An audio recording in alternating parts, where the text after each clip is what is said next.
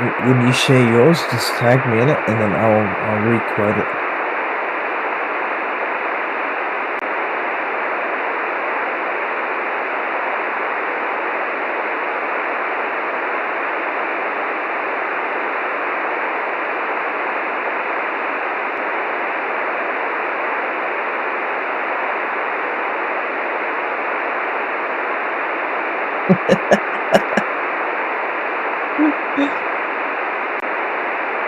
Yeah.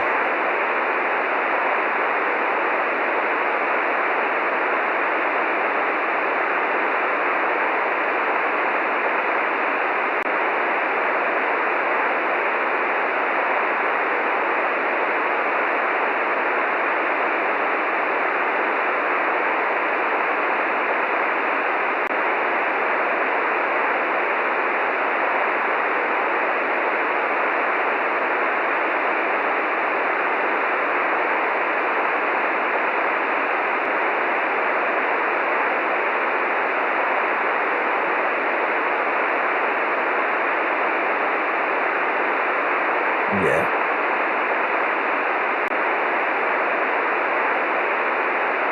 Yeah. This week was absolute, like, the news this week was crazy, bro. Crazy.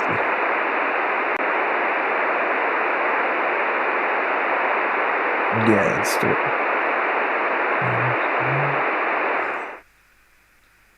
Yo! Hey guys, it's Tanzil. Oh, Tarzan. My bad. And we got Ink on the other side, and we got a special guest. We've got Gerald, the voice, the man, the actor on the other line. How we going, boys? Good. Hey, Well, I almost Going well, tipped with my going real well. name there. That was a bit funny. That threw me off. I'm just trying to do something. You call it Sunday mornings when it's the toughest. It's tough, Wow. isn't it? It's the start of the work week for us, brother. we this is like a job now. So Sunday Yeah. morning is our Monday. Oh man, you gotta love that. You got to love that. Anyways, we can get into it straight away, eh? Because today we've got a crazy week of news. We've got a lot to talk about, especially on the voice acting side of things. Got heaps to Yes. talk about. I'll start off maybe getting Gerald to do like an introduction of himself, if you don't mind there. Yeah. Hello, everyone. I am Gerald Hill. I am an voice actor for pretty much everything: video games, animation, uh, and audiobooks. You name it. I'm trying to put my voice there. Wow. Yeah, I'm even more surprised that we actually have a voice actor on the show. Wow, Yeah. It's wow. my Thanks for man. having me. Exciting. Yeah, I was telling Gerald on X that this he's the first voice actor on the show. The first. Yeah. Not, Wow. to Good be job. honest, yeah, we haven't had anyone that's a voice actor yet. Yeah. We haven't. We've had people work in the industry before, in the movie industry, and but they were like the effects side. They were doing the environmental effects and the sound effects. But this is the first time we actually have someone that did voices, man. I'm so psyched there. No pressure. I'll try to deliver. Oh, you gotta love it, man. You gotta love it. But I've got so many questions to ask you. It's not. I'm not even. I was waiting for this live. I was holding back. I have so Yeah. many questions. I have so many questions.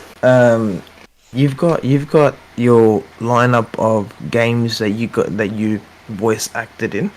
Um, what you don't have to name which one it is, but at what period of time was it like your most favorite time that you did, or what was the most favorite time that you had doing voice acting for a video game so far? Uh, um, one I can't talk about yet.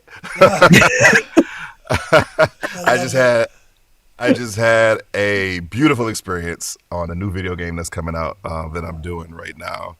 It's one of those bucket list type, scenarios for me to be able to Oh, do a game of this caliber and this type of character. Again, I can't say too much about it, but you guys won't have to wait too much longer for an official announcement. But before this, I gotta say my time at Sandrock, that's been a huge experience for me. Um, Going into that, and that was right like my big video game voiceover gig. So that was a huge learning experience, a beautiful experience. Um, you know, Never a dull day in the in our voiceover sessions. It was all fun. But yeah, even the experience from recording it for about a year and a half, and then going into early access, and then finally launching on all platforms. It's like it's just be snowballed into yeah, this huge thing. And I'm thankful to the Sandrock community for that, for embracing the game so much. And yeah, that aside from the thing that I can't talk about, this Sandrock is Uh, definitely up there on the list. um, shucks. yeah. um, so so that was your first game, and then from there you had loads of games that came out, or with your voice, right? Yeah, it wasn't my first game. It was my first like big game. Oh, My first video game that I had recorded for was actually a indie game called Warbox, and I voiced like one of the American soldiers in there, so it was a lot of me in the booth shouting frag out, breach it awesome. clear. Which is I'm a gamer anyway, so that stuff I'm shouting out anyway when I'm playing. Ghost Recon or the Yeah. Division or Call of Duty, whatever. So it was cool being able to do that. To again, like I said, I've been doing that for most of my life anyway. So, but that was my first game. Was Warbox, but like Sandrock was like the first like big gig that I went out and auditioned for, and it was like this process, and then yeah, that has opened the doors, thankfully, to so many more opportunities. So it's like I finished up Sandrock, and then I just kept auditioning. Take what I learned from that experience and applying it to more roles. And uh, yeah, I'm blessed. I'm thankful that people still want to hear me. People want to hear me in these different games and these different characters, and I love it. It's literally like I said, going from being a gamer to being a voice actor in games is like surreal sometimes that I get to do it. So I love it. Yeah, you're legitimately doing every kid's dream where they say that I want to work in a game or I want to be a voice actor in a game. You're living that dream. Man. Yeah, it definitely it just some days it does feel like I mean like it's my dream, but it's like I wait, like I said, it's surreal. Every time I get asked in something, every time I get you know um booked to do a new project, no matter what it is, I'm just like I'm doing this. This is like Yeah. I always look to my wife like I tell my wife like Kills, I'm a voice actor, and she's like, yeah, you are. So yeah, I'm enjoying the ride. Oh man, and I've seen your resume, bro. Like not on IMDb, man. You have a hefty list of stuff that you worked on. You worked on Yeah. what TV shows? You did, I believe you done. Was it a movie? I'm not too sure if this it's an upcoming thing. I think it was a Star Wars thing that you're working on. I can finally talk a little bit about that. Yes, I am in an upcoming animated Star Wars film. I'll be voicing a character by the name of Vichy Hessian, Ooh. and also voicing Lando Calrissian. So What? and it's cool. Like today's Star Wars Day, Yeah. may the fourth be with you all. But yeah, that's still in production. That's man, look, that's has been his own thing. Like to be able to step into the world of Star Wars, which I am a huge Yeah. fan of. It's unreal. It's unreal, and the team behind that project is top. Like they're the best. I love working with them. Oh, yeah, I yeah, told yeah, Wow. yeah. Star Wars is on the IMDb, so I can talk about Oh, it.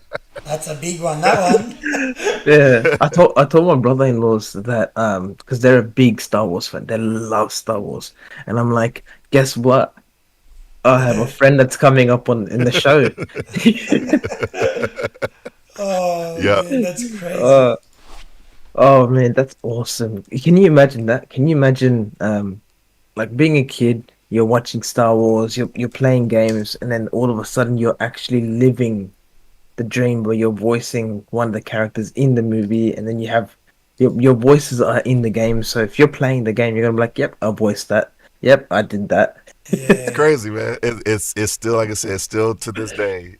Every time a new project launches, and I hear my voice in it for the first time, it's like the first time all over again. Oh yeah. Like Yeah, to there's nothing that to quite describe that, and then to know that that's going to be around, like that's a legacy. That my kids get to play the games that I'm in. They hear my voice, hear these characters. Now my youngest, she's not really like she's like that's just dad. That's cool. She's all right.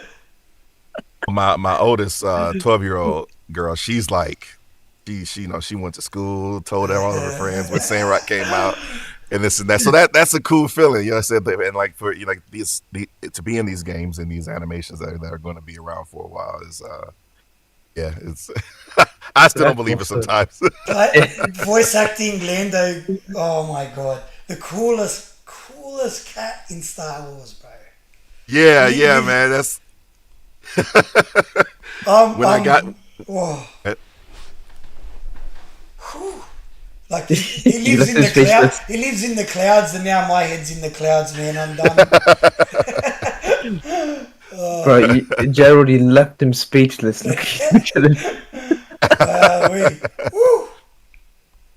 Oh, that's awesome. That's awesome. Do you So you've got your the voice acting stuff when you guys do not in relation to your upcoming project in general, how long does it usually take from the process from the start of the project when it comes to your voice acting to when they say that look we're finished, we don't need any actors to be able to do stuff, we're just going to be finalizing the game. So how long does that usually take from start to finish? Just it experience from varies. your older. Yeah. Yeah, it varies based on what the type of project it is. I tend to book a lot of like RPG games or games with RPG elements, Oh. and I love that because that's a lot of dialogue.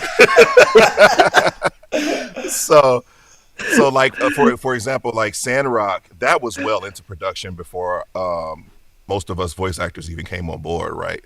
So and funny story, I didn't know what my time at Sandrock was. And a lot of times we get these auditions, we don't know what the game is for, we don't know what the character's for because everything is hush hush, code words and X, Y, and Z. So when I had when I auditioned and I found out what the game was and I came in, it was like boots to the ground. Let's go. We've been working on this thing for a while now, and voice acting is like one of the last bit pieces of the puzzle, so to speak, in this instance. And I think I recorded for Sandrock for maybe like a year and a half, I want to say, before it officially released on on worldwide on consoles and things like that. So when we wrapped, there was still some more time. I think like one of my last sessions for the original stuff in Sandrock was like June, but it didn't launch until late November. So they still had some work to do. So I know that they're working on it for at least like 2-3 years, maybe even longer than that before I came in. So, and from my experience, it kind of sucks because you come in, you do this work, and you want it to be out like immediately. Like I want to be out, but no, it's like you record it and you sit on it and you can't talk about it until they tell Yeah. you can talk about it until it's close time to for release, and that's like again, I'm love it. I'm passionate about it, and I love talking about games. And so when I sign that NDA and I'm like, I can't talk about it, it's like, oh, Yeah. I see. I got a little taste of what the Marvel universe people are all about. When it's like, can't talk about it. I'm afraid there's going to be snipers or somebody Confidential. watching, Yeah. and making sure I don't slip up and say anything. So the waiting, yeah, there's always that waiting period. But yeah, in my experience, like with Santa Rock, that's been about 2 years. I would say about 2 years from me coming into the project, and it's for it to be released. And it Wow. seems about the same process for a few of the other games that I've worked on. Yeah. So yeah, That's funny, bro. That's so funny. I can imagine your heart, like you're finished the project, you're completely passionate about it, and then all of a sudden they say you can't say anything for the next year. yeah. Oh Like man. that. Look, that's how this Star Wars thing was, right? Like, oh my god, Oh. like I booked Star Wars a while back, and I wasn't originally going to be voicing Lando. I was voicing I was going to be voicing the character Vichy. And then it turns out they needed another voice, and they asked me if I want to do Lando, and I'm like, man, I'm no my first is like I'm no Billy D. Williams, like I can imagine. like like that's just not but of course I accepted it. I'm like, yeah, I'll do it. Of course and I went forward, and you when you step into these iconic roles like that have been these characters for decades, and it's daunting. Um, but I tried to not imitate, Billy D. Just kind of take what he did and bring my own flavor to it, and Yeah. kind of hopefully fans fans will love it. But yeah, I get to do my um um yeah, there's some lines in there that I never thought I would get to say. Like that's like, man, I'm in Star Wars. I'm saying Star Wars stuff. Oh man, I can't wait. Once it does come out, I can't wait to show my brother-in-laws. Oh They'll man. over the moon on this. They'll go absolute bonkers about this. I'm not even kidding. They like today they have like a special screening at their local cinemas for because of the Star Wars stuff. Yeah. Yeah. Um, so they're going to be going. And I can't remember which one was airing. And I was like, you guys are going to go crazy when you find out who I have on the show this week. Oh man, but wow, the voice acting stuff, man. Actually, one more question that I had about the voice acting stuff. Do you have to go through like college or university or anything like that to be able to do this, or is it like you can just sign up, put a resume through, and then go from there, or is it like acting classes or something? Look, this voice acting journey, I tell people, is different for everyone. Yeah, Like I've two like everybody's origin story is completely different. It's wild, right? That there's so many different ways to fall into this industry. Um, so for me, I can only speak on my journey. yeah, Um, I didn't go to school for this, and it's so to answer that side of the question. No, I did. I went to school. I actually went to school and graduated college for filmmaking, and for the longest time in my mind, I just knew that that's what I was going to do. yeah, Was make movies. I loved it. I loved being behind the scenes and the creative process of taking a script and putting it on screen. So from the time I graduated high school all the way up to college, that's what I did. And so I learned the technical craft of that, the technical side of it, but also in the process, I'm doing these low budget, small indie movies. So a lot of times I had to I cast myself in them just because it's easier. Like there's no huge budget to keep hiring a bunch of actors and this and that. So in that sense, and and working with a lot of other actors, I began to pick up and learn from them as far as acting wise, acting skills and things like that. So when I voice acting is something I wanted to do for a long time, but I just didn't know how to get into it. Right. And and I wanted it so bad that I let fear kind of for the longest time get in the way of me pursuing it. Because I wanted it so bad that in my mind I'm like, if I fail, oh, it's gonna destroy me, right? But but yeah, cut to this is my second year in voiceover, and I pushed past the fear. I pushed past the fear. I did as much research as I could. I took as many workshops, acting workshops as I could. And then when I felt sort of ready enough, I started scouring the internet for auditions. And luckily, there are a lot of resources available to voice actors. No matter what stage you're in your career, where you can find these auditions, you can find other projects to be in. And it's just I've just been learning this entire time, learning along the way. And but one thing I always tell people is it's voice acting, and it's cool if you have a cool voice or if you can do a cool do some cool imitations of voice, but it's acting comes first. So anybody that wants to get into this, study acting, because that will open up so many doors for you. Is remembering that it is acting first. It's just with your voice.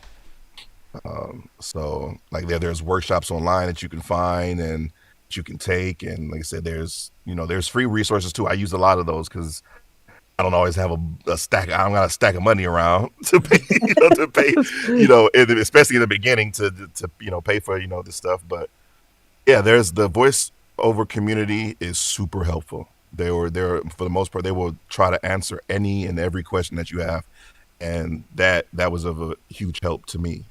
So yeah, find the community, connect, make as many genuine connections with other voice actors as you can, and learn as much as you can, especially when it comes to acting. And all the other stuff just starts to come. It really does. Like you really start to find all the jobs, all the gigs and auditions and stuff like that. It's a lot of work, but yeah, once you get in there, it's addictive. Like I said, I'm just this. Yeah. See, and that's the thing. You have that passion about video games at the same time, and including movies. So you're basically in a position where you're loving what you're doing. Sure. So that's awesome, man. Honestly, man, it's not easy work either. So voice acting is definitely not easy work either. So I 100% give you props for that. That's big Thank you. stuff. Well, Thank you.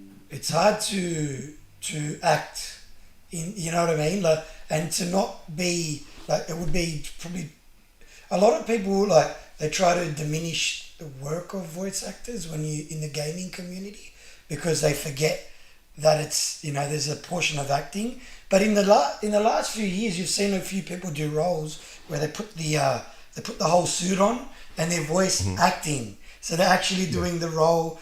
I don't know. Do they use just like out of curiosity? Do they use that those lines you use while you got the stuff on, or do you have to re-record them? How does that work? Now, what you're referring to is the performance capture, Performance capture. Yeah. which is a beautiful thing in and of itself. I haven't done performance capture yet, but I can say I will be doing it soon for a new project. And that was something that was on my bucket list of voice acting was step into the performance capture, motion capture. But it's a little bit of both. I know a lot of times when you're on the sound stage and you're doing your motion capture, they're capturing all of that. They're capturing each and everything you're doing. And then sometimes they'll go back and you go into a booth like traditionally and re-record some stuff. So it's always you're always doing both. From what I understand from people I have spoken to and things I've learned. So like me, when I start to do my performance capture for this next project, I'll be doing both. I did some stuff in the booth. I'll do some stuff in performance capture, and so Wow. I'm glad you touched on that because like unfortunately like we're starting to get away from that now because we're starting to get these larger than life performances in these narrative driven video games like Uncharted and The Last of Us and things like that. So people are starting to respect like people on the outside who don't know a lot about voice acting are starting to respect it more. I've acted on screen and I've acted in the booth. And this is just my personal opinion. This is no dish or slight tears anybody. I think it's a little more challenging as a voice actor because than being on screen sometimes, because what you have is your voice. Like when you're on screen actor, people can see your facial expressions, your body language, and everything. So you have all of that to help tell the story. Voice acting, everything you do has to come through your voice and only through your voice. So it harkens back to a lot of like performance theater where you use your body a lot to influence your voice and what you're saying.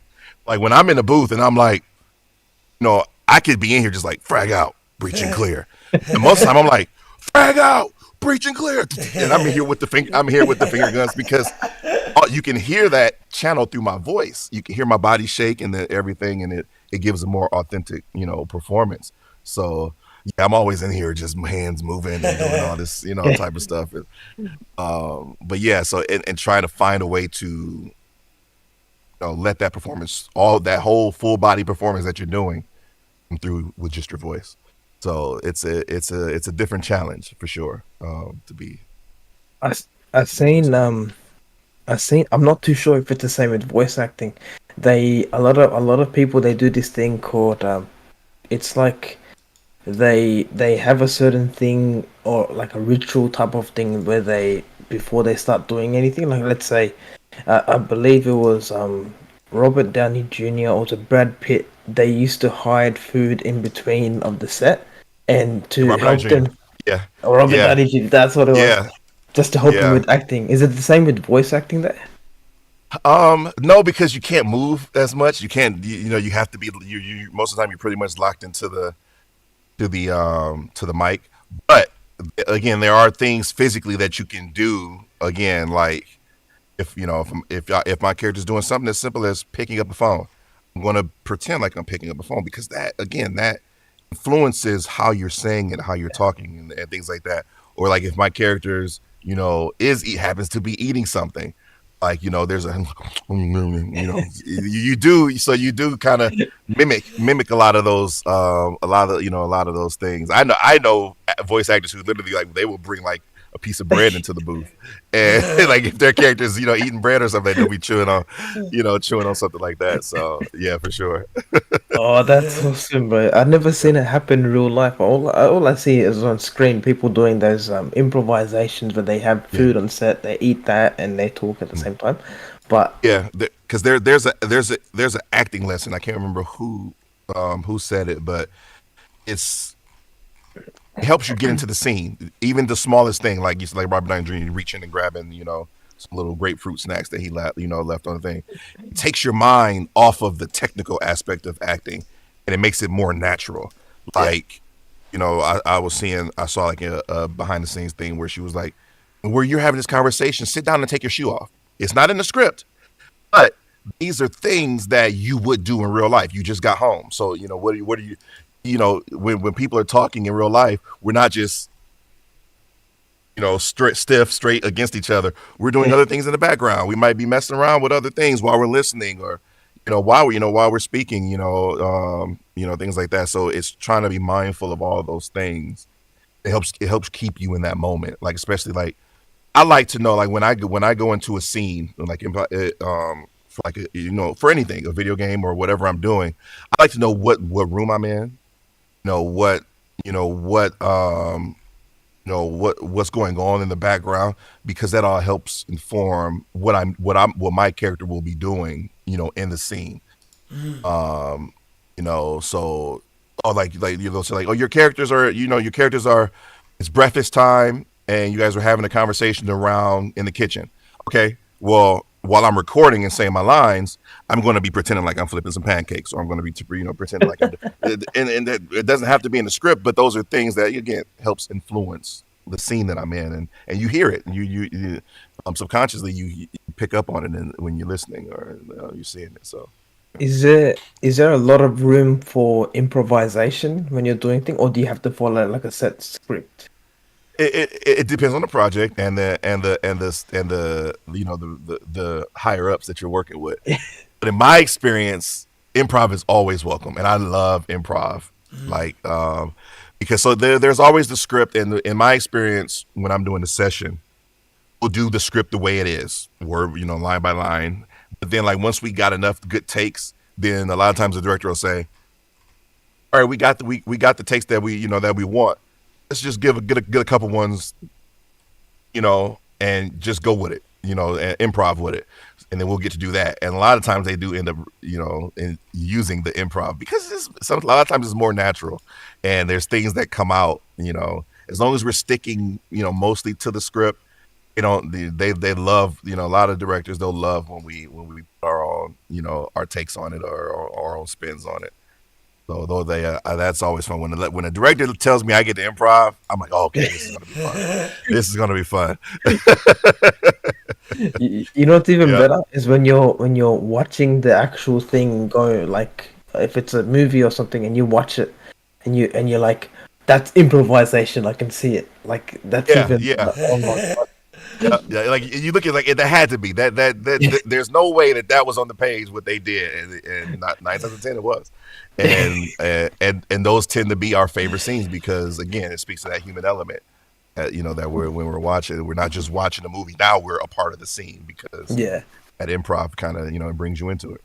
I think there was a movie. I think it was two movies. One was the first Avengers, and then the second one was Thor Ragnarok, where Chris Hemsworth. I think he improvised two lines that managed to make it like Through. Yeah, complete. Yeah. So he said. I yeah, think the first movie he said he's adopted, and then the second one he's a work from friend. yeah, He's a friend from work. He's a friend from yeah, work. yeah, yeah. And that's like I said, I just love it. I love when us as actors we get a chance to do that. Like we get a chance to improv, and like I grew up playing like tabletop RPGs too, so that's like all improv, right? Yeah. So I take a lot of that too. There's this that I remember. I always tell this story. There's a time where I was playing this tabletop RPG game with like a few of my friends, a few of my buddies, and like our GM, like he was of the mindset of once we start gaming, we stay in character, and you know, and for me, I was like the youngest of the group, so I'm like, oh man, okay, this is like legit. So we're doing the scene, and my character got into it with somebody else's character, and we're full blown like in a heated argument during this tabletop session. Like, no, no, no, no, no, no, no, no, no, no. And then, and like, his face is beat red. I'm sweating, and we're doing this X, Y, and Z.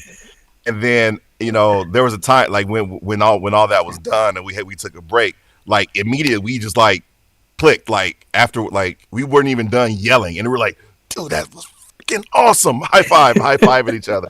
And that's a lot. That's how improv really is. It's like, and we know we're not really in it. We're not really yelling at Yeah. each other, but to just be able to, it's like a tennis match where you just kind of like serving it up back and forth, and when you have another co-star that's like in it with you, it's like, ah, yes. When it's over, it's like, man, yes, cool. Let's hope they keep that.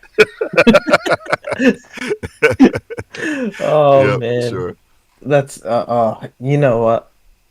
You've because your upcoming project that's in my head. I'm not gonna ask anything about it. I can't wait until you guys actually announce it, and I hopefully when you guys do, if I want you to come back on the show so we can talk about Oh, I it. can talk about it. Yeah, for sure. Yeah, Yes. definitely, definitely. It's a fun one, man. Like I said, it's one of those bucket list Oh, that's type that's. type roles, and that's all I can say about it. Oh man, bro, you're not helping, man. My heart needs it now, but you're not helping. Yeah, yeah, We have to learn to be patient, don't we? Oh, With yeah. bro, with hundred improv. percent. Even me, I'm over here like chomping at the bit, waiting for us, waiting to see something else. So we we have like a group chat, so whatever. Every now and then they'll send me some stuff of progress, and I'm just like, oh my god, this is so cool. So that's always a cool experience. But yeah, it's the waiting that always sucks a little bit, but Yeah. it'll be worth it. I promise. It'll be worth it. Not too long. What I hear is they won't be. You won't have to wait too long. One thing I've noticed, I don't know if Ink picked it up. I can see the brother have a Starfield watch on his hand. Oh, Yes. wow. Oh, no, I Wait a missed it. second. Yeah. Wait a second. See, only a gamer would notice that. Just Oh my god, bro! It's just funny because I got the Starfield gameplay going in the background too, and I was playing it last night. Oh, look There it is. Oh, bro! Wow. Yeah. What a Yeah. That's spinning. I'm That's what I back. told. I said only a gamer would have recognized Yeah. recognized that. Oh man, I'm back in. I got to. It's the only game I want to play at the moment. Oh, Yeah, man. Look, my wife has been a huge Bethesda fan for years, ever since I've known her, and so we played Fallout. We played Fallout, and Skyrim is her everything. Like that is. She buys it every time they re-release it. So, but that and I said for the longest, I said I love Bethesda, I love Fallout. I was more so of a Fallout guy. So I like science fiction. I like that kind of world. She was more Elder Scrolls. But I said for years, I said, man, look, like if all Bethesda has to do is give me a science fiction game yeah. where I can fly a spaceship, and they'll be my favorites to the day I die. Yeah. And then years later they announced Starfield, and I'm just like, yeah, this is it. This is this. So I've logged so many hours into Starfield. It's ridiculous, and I know some of the voice actors in the game, so that's cool too. Getting to run up to characters, and but Star Wars. That's my baby right now, man. And then they just released the dev update, so I'm just like, yes, this is it, yes. So, Are you? for sure. How many hours did you put into Starfield so far? I want to say like 500-600 hours. Oh, We're on the same boat. I think I'm at 400 at the moment. oh, Yeah, yeah. That's and look, I'm not even gonna lie. A lot of those hours come from shipbuilding. I'm obsessed with shipbuilding, yeah. and I will sit and spend hours and all my credits building a ship. But yeah, I just if that game, it's kind of like my place of peace. Like whenever I just boot it up sometimes just to fly around, just to get in my ship, fly around, do some bounties or whatever, or just there's days I'm into I'll just farm and explore planets and resource gather and all that kind of stuff. But yeah, Starfield is yeah. I always say that. It's so good. Forget what the internet says. That's my Yeah, game. That's yeah. my jam. Yeah, I think we're all on the same page there. Oh man, I got dragged back in because they said, oh, there's a big update coming, and that's all I can play at the moment. I don't have any interest in anything else at all. Yeah. The updates are huge. You're gonna Land vehicles as well, and the big yeah. update, the DLC at the end of the year. It's funny because there's a mission on the screen. I only just did it last night, so I left a lot of quests because I spent probably 200 hours in the game, not as much as you guys, but I left a lot of quests. I saved them for after going into the Unity, and I only just done the one with the Terramore. Like I'm only just doing it, and I only just went into the Varoon base on New Atlantis, where you go in, and it was just on screen not long ago. And I was like, what is this, man? Like, is this Starfield? What? I was making videos like, it's like a horror game, man. I'm like, I made a lot of clips. It changed real quick. Yeah. Yeah, it changed real quick. It went from this great action adventure game to like, what is this? What am I playing? Dead Space. All of a sudden. Oh, that's funny. But yeah, when I got to that point, I think when you go to New Atlantis, you go inside this building, and the building's covered with all these like destructive, like it's all destruction everywhere. And I was Yeah. like, wait, Hmm. what? Well, bro, I'm not playing the same game, am I? Oh And Yeah, then, man. it took me back to my like you said, Dead Space, Resident Evil type. Yeah. I'm checking every corner now, Yeah. moving at a snail pace. I'm glad I'm not the only one that did that. I got clips of me going around the corner. I Yeah. like pop my. Oh, there's nothing there. Oh man, so good. And then I killed the guy at the end. Spoilers. I killed the guy at the end there. He he glitched out and started running around in circles. I was like, bang, in the back of the head. See you later. And I took his clothes. I was like, that's a nice outfit, man. Thanks for that. Yeah. you didn't just kill him. You completely make it naked before you left. I mean, at that point, you have to. That's the might as well. I had no choice, man. I had no He's choice. not using it anymore, and Yeah. the deed is done. So I might as well take the goods. You know? Yeah. Look, funny story. We're talking about Bethesda Fallout. Was it Fallout 3 when you Fallout 3 when you first go into Nuketown, and there's a guy in like one of the bars, and he has like this fedora on, right? He has his trench coat and fedora on, and it's like the very beginning of the game. And I walk in, and my wife knows that I'm like a sucker. I love detective stuff, so like anything that's like noir or like. So I see this dude with this trench coat and this fedora on, and he's talking, but I'm not paying attention to nothing he's saying. I'm just clicking through the options at this point because I know at the end of this conversation, I'm gonna pull a bullet in you. I'm gonna take your hat. Oh my god! Do you know I just started playing Fallout 3 because of the TV show, and I did something very different to you, and that shows you the power of Bethesda games. He was offering something like saying, "Oh, you could do something bad or whatever," and I ran over to the sheriff of the town, told him, and the sheriff goes over to he runs to him after the conversation to. Kind of, question him about what I said. And the guy in the fedora shoots the sheriff and then walks out. And I'm, okay, that sheriff's got a nice little outfit. I took the sheriff's outfit instead.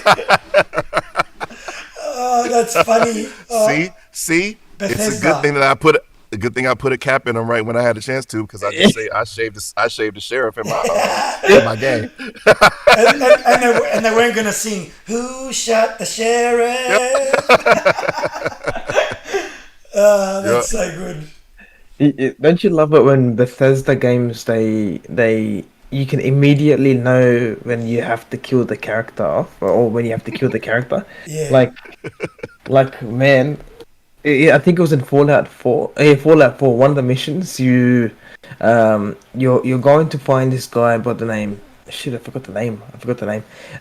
You go and he has a chip, I think, in his head or something that you're after. And in the dialogues, it doesn't hold back. The guy says your character says to the other guy, "I came here to shoot you. I came here to take the chip out of your head." Like, whoa, man! It went from looking for him to taking his head off within seconds. Sounds about right for Fallout. Yeah. After watching the show, I have a better understanding now. Yeah, Yeah, and man. I think it was in Fallout 3. I was telling Ink a couple of episodes back. They had this little thing.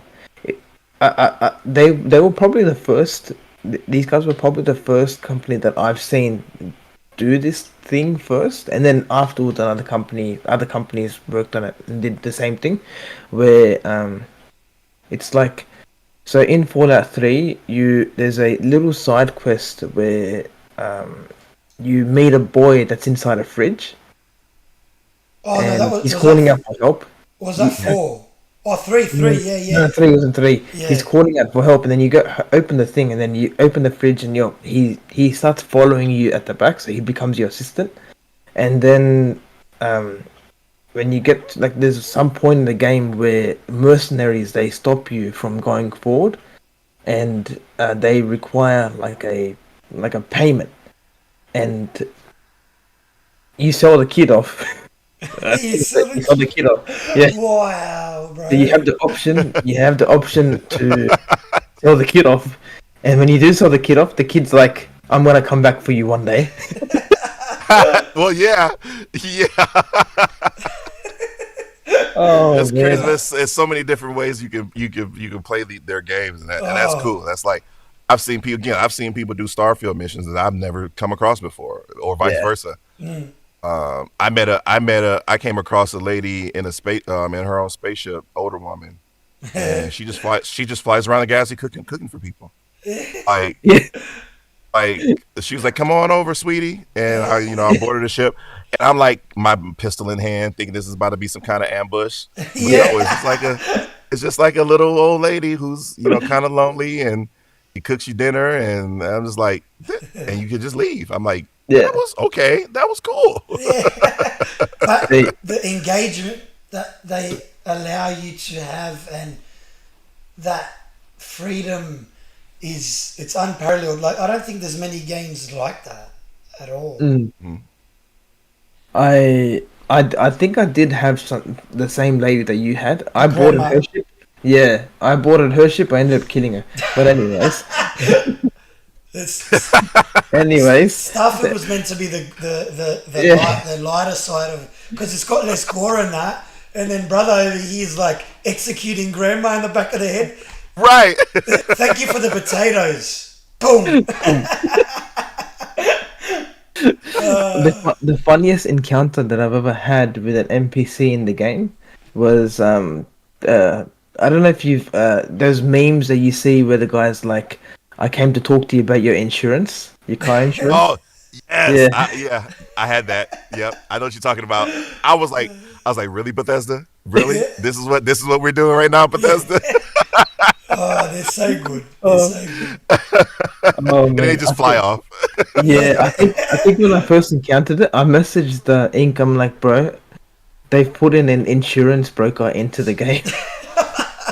I'm pretty sure, if memory serves correctly, I blew them to pieces. Look, use your Or at own least I tried. At insurance. least I tried to. I'm like, I've had enough of these calls in real life. I can't take this shit. Yep. Yep. Oh man! And now that the new update, they said, I think you've seen the little, I think 3 or 4 minute video that they had up, where Mhm. they mentioned now when you go through the Unity, you have the choice to be able to change your traits and your character appearance as well. Yeah. Yeah. That's interesting. That's really interesting. That'll make for a lot of even more unique playthroughs. I know a lot of there was people in the community that was asking for that. It's like yeah, it's literally like um, can't wait to see what they do with this whole Unity thing, man. Honestly, I really like that. That was a. There's very few games that I play that make me set my controller down and think about Yeah. life for like. Uh, yeah, yeah. And that was one of those moments. I'm like, do I want to go through the Unity? Is yeah, this something that I Yeah. want to do? Like, you know, I did all this stuff to romance, Yeah. romance my companion, and and this and that. It's like I don't know. It was yeah. hard. But It was hard. You basically but created a life. Yeah. yeah, and I don't think I did it right. I didn't do it right away. Oh, you didn't? No, when they offered me the Unity, again I set my controller down and I talked to everybody and I sat down and I'm like, I don't know if I want to do this yet. Like it really gave me pause, and I think I'm like, no, you know what? I'll be back. I told myself, I was like, I'll be back. I'm Yeah. not going to do this right now. And And you can I go back, left. can't you? Like, but does it make Yeah, yeah. does it make it clear? Because I thought it was like this or that. Like you had to make a decision. That's the thing. I made sure to make a save file right when right when I did it. But yeah, you can have the choice to you have the you do have the choice to go back into your universe and not go through the Unity. And basically, they tell you whenever you're ready to come back, just put all the artifacts back in your ship and spin them up again, and then you can go back and do it. But once you go through, that's it. Yeah, once Yeah. you go through the Unity, that's it. Like that, Yeah. you. I'm waiting for some Doctor Strange Multiverse of Madness stuff when I could just open up portals and jump back and forth Yeah. between these universes. Oh, That's what I would love, and I'm very curious if that's going to play a part somehow in the DLC. But I think that would I'm like that'll be cool, like to see all these Yeah. different variants and all these different outcomes and having to decide which universe you want to stay in type stuff. I think that would be cool, but. That's just speculation. I don't work for Bethesda. I don't know nothing. uh, that will be interesting. Imagine the new Shattered Space. They do that whole interdimensional thing where you go to different galaxies and you end up going into the Fallout, the world of the oh Fallout. my You go into the world goodness. of Oblivion. That's Oh, crazy. Break Like, the fourth be, wall, yeah, basically. yeah, because even in the Fallout and Elder Scrolls game, there's always like these little Easter eggs that you yeah, find yeah, about that in correlation to the other games, and that would be like I said, that would be crazy. Like, to go in there and just be able to jump around, like, yeah. different things. But I'm very interested. I know I'm probably gonna log away another 500 hours when the new DLC comes out.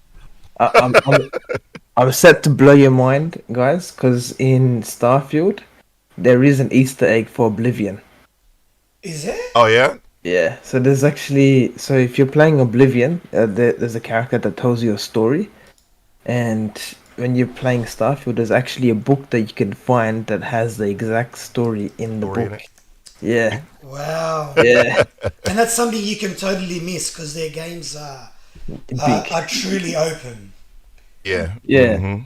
that's not even an understatement. They are beyond open. They're like,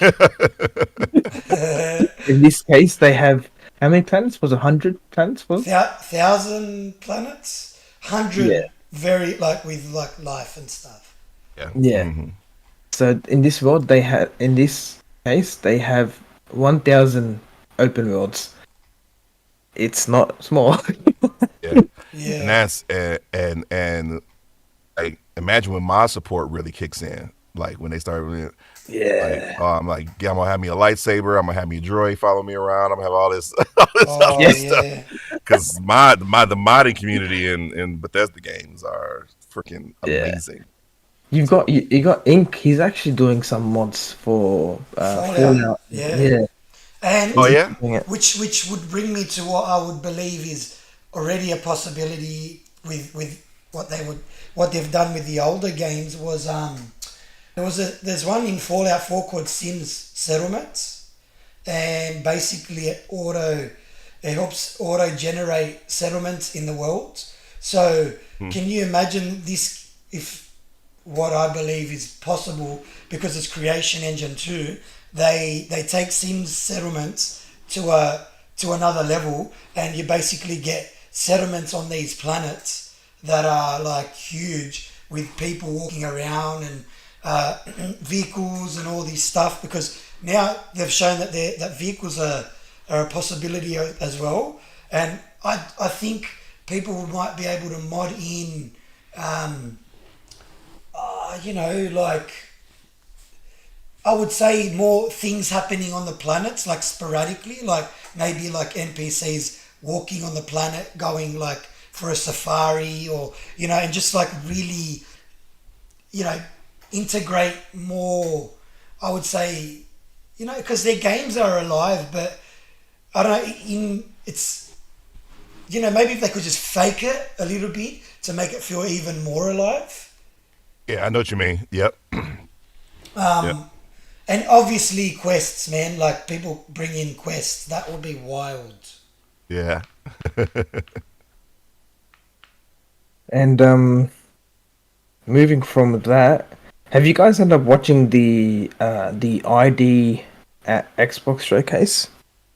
The one that just came up not long ago. Yeah, yeah. I think it was about a week ago. They had like a little IGN thing. I saw 33 Immortals. That was it. I signed up to the beta straight away, and then I forgot to Yeah. go watch it again. Did you, Gerald? Did you end up signing up for that, or you're waiting on it for the actual release? for Is it 33 which one? Immortals. So the game coming out, I think, got 33 Immortals, where you have um one objective but 33 players. Like you can assign 33 players, actual players. I'm not too sure if it's gonna be if you can get online players, but 33 players to help you out in your quest. Oh, I don't think I've seen that. Oh, Yeah, I might have to check that out. Yeah. yeah. It looks That sounds crazy. cool. It somewhat reminds me of Hades. Okay, okay. Yeah, Hades or yeah,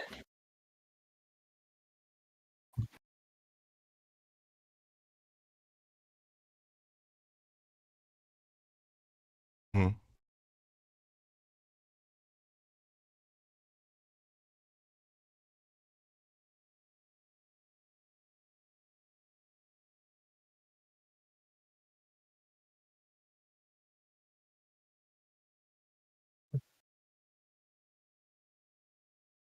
yeah. I think it's I coming have to to check it Game out. Pass as well, so it's gonna come to Game Pass eventually or on day one. Oh yeah, it comes day Um, one. Yeah.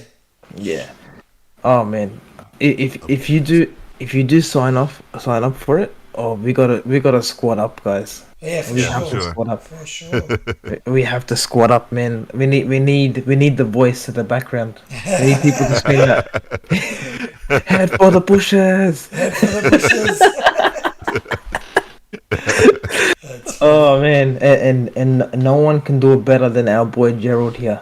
So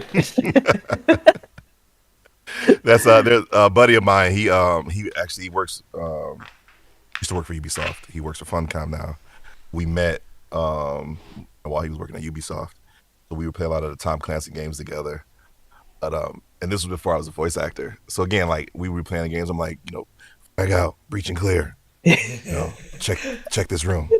I'm gonna flank left, go, go, go. I'm always doing that. Like I get yeah, really immersed when I'm playing when I'm Oh playing yeah. games. But when I started voice acting, he heard me like for the first time. He was like, "That's how you sound when we play the yeah, games." I say, hey, yeah, hey man. I yeah, guess it man. was practice. I guess it was practice. All those So years of practice, yeah, like all that yeah, 20 something years practicing whole life. I yeah, love yeah, that. yep, yep. I love that. I love that. We do that actually sometimes when we're playing games at the same time. So we Yeah. actually get too interested in the game. We're like, all right, let's go over here, let's do that. Yeah. Like it's when you get immersed, it's a whole different level, man. Yeah, It's yeah. the feeling is different. Like there are certain games where I've gotten immersed into. Not all of them. Some of them. In my top five list, the Starfield is number one. That's number Oh one. yeah. And then I've got equal first is Plague Tale Requiem. Those two games, I've actually put my entire body into those games, and I'm like, something happened. Yeah, it puts me into a state of thought. Yeah. Tara in the chat says, "Gotta play in character. That's the only way." Yep. Yep. Sure. I welcome in, And by the way, guys. Kels, we got Kels and Tara in the chat, live chat. Hey, Gerald, where do you normally game? Is it on the PlayStation, PC, Ooh, Xbox? ooh. Console war. uh, I will say I hate console wars. Oh, Yeah, good, good. I I play on everything, but my yeah, my main my mainstay is my preference is Xbox. yeah, Xbox, I've been playing games since I was a kid. So I've owned between me and my brothers, I'm the youngest, but between me and my brothers, we've owned every console. So we played yeah, every system. So it was never even about Nintendo, PlayStation, Xbox. It was just what game is it that we want to play? Okay, we'll just yeah, switch over to this system to play it. I just kept that mindset, going forward. But I think when I was my first console that was mine, um, again that I didn't have to share with my brothers was the original Xbox. So I think it just it has a special place in my heart. Like I'm just used to yeah, it. I'm used to I was there with the big fat the controller and the Oh, the yeah, box was a box, this and that. And I remember the Xbox 360 came out, and then I was just like, oh man! So I spent one of my income tax checks, to run the Target and get one of the last ones on the shelf, um, for that. So yeah, Xbox is my preference, but I play on everything. But if there's a game I want to play, you know, I'll just switch over and play it. One of my all-time favorite games is Spider-Man, the Spider-Man PS4, and then Oh yeah. the Miles Morales game. I love those Oh, I games. love those So games. when I want to play them, I'll hop over to the PlayStation. But That's it. yeah, especially for multiplayer games. Multiplayer games, I'm on Xbox. That's my. You'll always find me on there. The when funny story about for me when I first got an Xbox, I told my mum, like I was what 7 years old, 8 years old at that time. Um, I told my mum, I'm like, Mum, I need a PlayStation at first. She's like, yeah, no worries, I'll go get you a PlayStation. 2 hours later, she comes up with a box, and I was like, that's not a PlayStation. I'm like, what the hell did you bring? And then she's like, I don't know. I saw people buying this thing all of a sudden, and I thought I'd get this one. I'm like, all right, I'm gonna test it out. Jumped onto it, played Halo, and I played this game called Brute Force. Oh Yep. man, man, man, Damn. man, But see, look, man. and I think the same thing happened with me. Like, I think it was around. It had to be around Christmas time, and I think my brother had got the was PS2, yeah, the PS2, and then it was like I said, it was the first time my mom was buying us our own separate systems. So he got the PlayStation, and then I got, oh, what's this box? What is this? And I'm like, I'm just happy to got my own system, so I'm gonna take it. Yeah. I took it upstairs, and I think the first couple of games I played on the original Xbox was Fantasy Star Oh Online wow. Universe. I think that was that one, and then Shimu. I Oh, played it. Shenmue. I played it originally on the Dreamcast, and then Sega Dreamcast, and then I played it on Xbox from there on out. So Those games are crazy. Shenmue was crazy for its time, man. Like what yes, it let you do, I was so mind blown by that stuff, man. yeah, So mind blown. Like what? You can drive the taxi? Oh, sorry, the yeah. forklift. The forklift, Yeah, the forklift. that's the Yeah. one. Yeah. Get obsessed Oh, with trying to get those top scores on those yeah. damn forklift races. Yeah, man. I'm a huge martial artist too, so like that hit every fix for me. Like you got that old '80s, revenge story. You killed my father, and I'm gonna travel the Yeah. globe to try to find you. What? Like I said, it's an RPG. It was great, man. What's a spiritual successor to those games? Is it the Yakuza games now? I Is think that so. Yeah, I think so very because similar? yeah, we had Shimmy 1 and Shimmy 2, and then thankfully we did get the Shimmy 3 after a lot of blood, sweat, and tears from the community. Yeah. But the only other game I've played that's like that, in my opinion, is the Yakuza games. Yeah. When I play those, I get that feeling like, oh, I can go over here to the arcade or do this. I'm walking around this town, and by hour 12, I know the entire map because I've been running around here this entire time, Yeah. and there's a little random side quest to help a kitten or a little boy who lost his ball. So yeah, I would say spiritual successor is definitely the Yakuza games. They're so So, interactive. Like, yeah. we, what I think that's like everyone knows. Like when we talk about next gen gaming, it's like, what do we want from games? It's Yeah. more interactivity.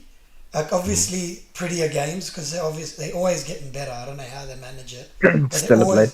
always yeah.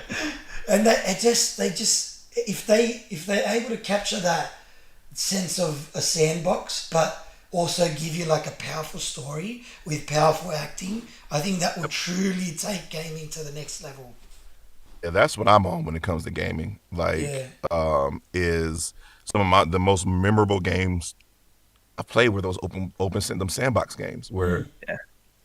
either you play solo or and then I love co-op. Anything I can play co-op, Yeah. oh man, like that immediately has my attention because my wife is a gamer too. So we're always looking Yeah. for Wow. games that we can play. So Yeah. like Fallout 3, played Fallout 4, and I love both of those games. Yeah. And I know a lot of people would disagree with me, but it's my opinion. Fallout 76 is my favorite. Why? For the simple fact that it's a Fallout game that I can play with my friends. And it That is, is that is and it's come a long way since launch. So, so yeah, after we watched the Fallout show, best believe we booted up Fallout 76 again to play it, because I said I love that interactivity. I love being able to share that experience with somebody else next to so me and my wife will be on next to each other on the couch, playing these two Xboxes, two TVs, playing oh, that's so good, man. playing it. So yeah. The that's the thing. We were speculating with Tarzan was, I wonder if Starfield has a future with some form of multiplayer or co-op. Don't tease me like that. Man. I would lose my mind. Me That's too. all that's literally, again, for me, Starfield is a perfect game for me. The only thing is missing is no co-op. Is no co-op. So like, even if they could just assume like one of the NPC characters or something like that. Yeah. Oh man, That's enough for me.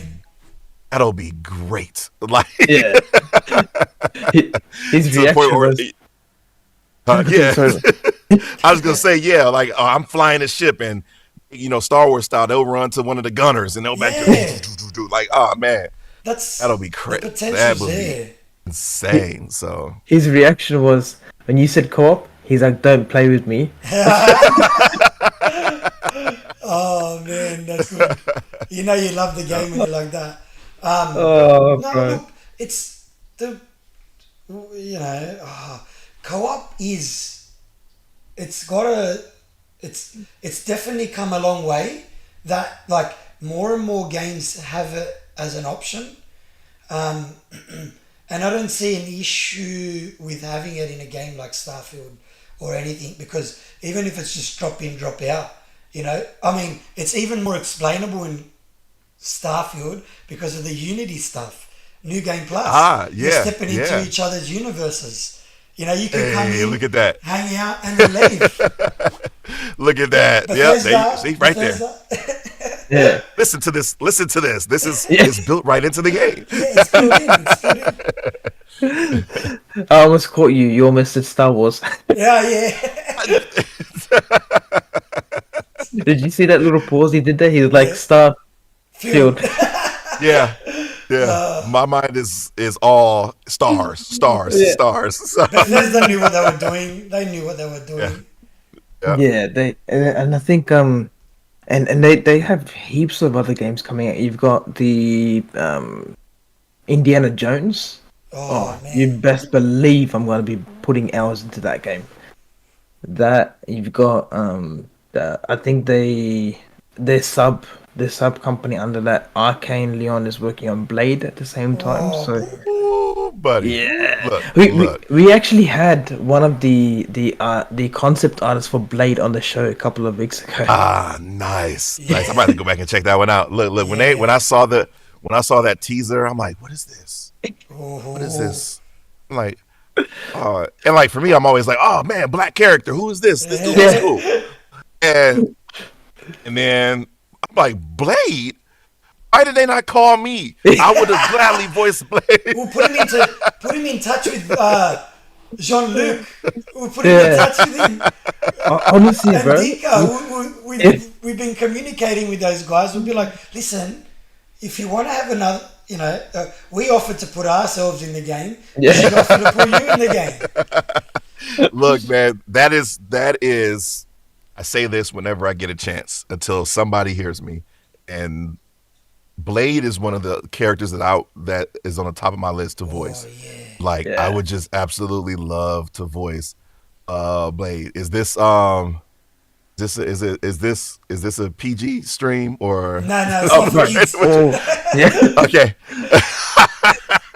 So yeah, I'm over here like I'm just waiting for my chance to be, like, some motherfuckers always trying to ice skate uphill. That's the moment.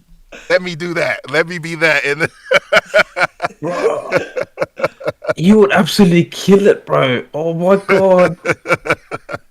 I'm telling you, So yeah, that's just we'll message Jean Luc and be like, listen, Yeah, whoever you uh, picked, if you've picked, yeah, well, we got someone even better. yeah. I told the concept artist, who knows? You guys might have a character by the name Tarzan that looks exactly like me. just put me. I'll be anybody. Put me in the game. I could be one of the vampires that Blade, thrashes around or something. I said the same thing. I go, yeah, I don't even, just put me in as a character he kills. I'm down Yeah, with that. Yeah, I'm cool. I'm I'm cool cool. with it. Yeah. and Yeah.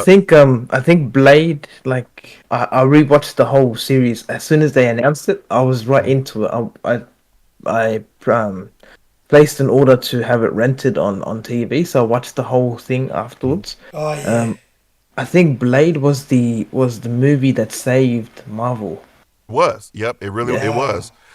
Marvel was huge bankrupt, and they were selling. That was the time when they were selling off all their characters, and then here comes this Blade movie that at the time a lot of people didn't even know Blade was a Marvel Marvel. character or Yeah. what he came what he came from, and Wesley Snipes came in and took a chance on it and produced, and the most, like I said, say it turned it around. So if it wasn't, look, I tell people, if it wasn't for Blade, we wouldn't have got the X-Men, we wouldn't have got Yeah, Yeah. the Spider-Man, Sam Raimi Spider-Man.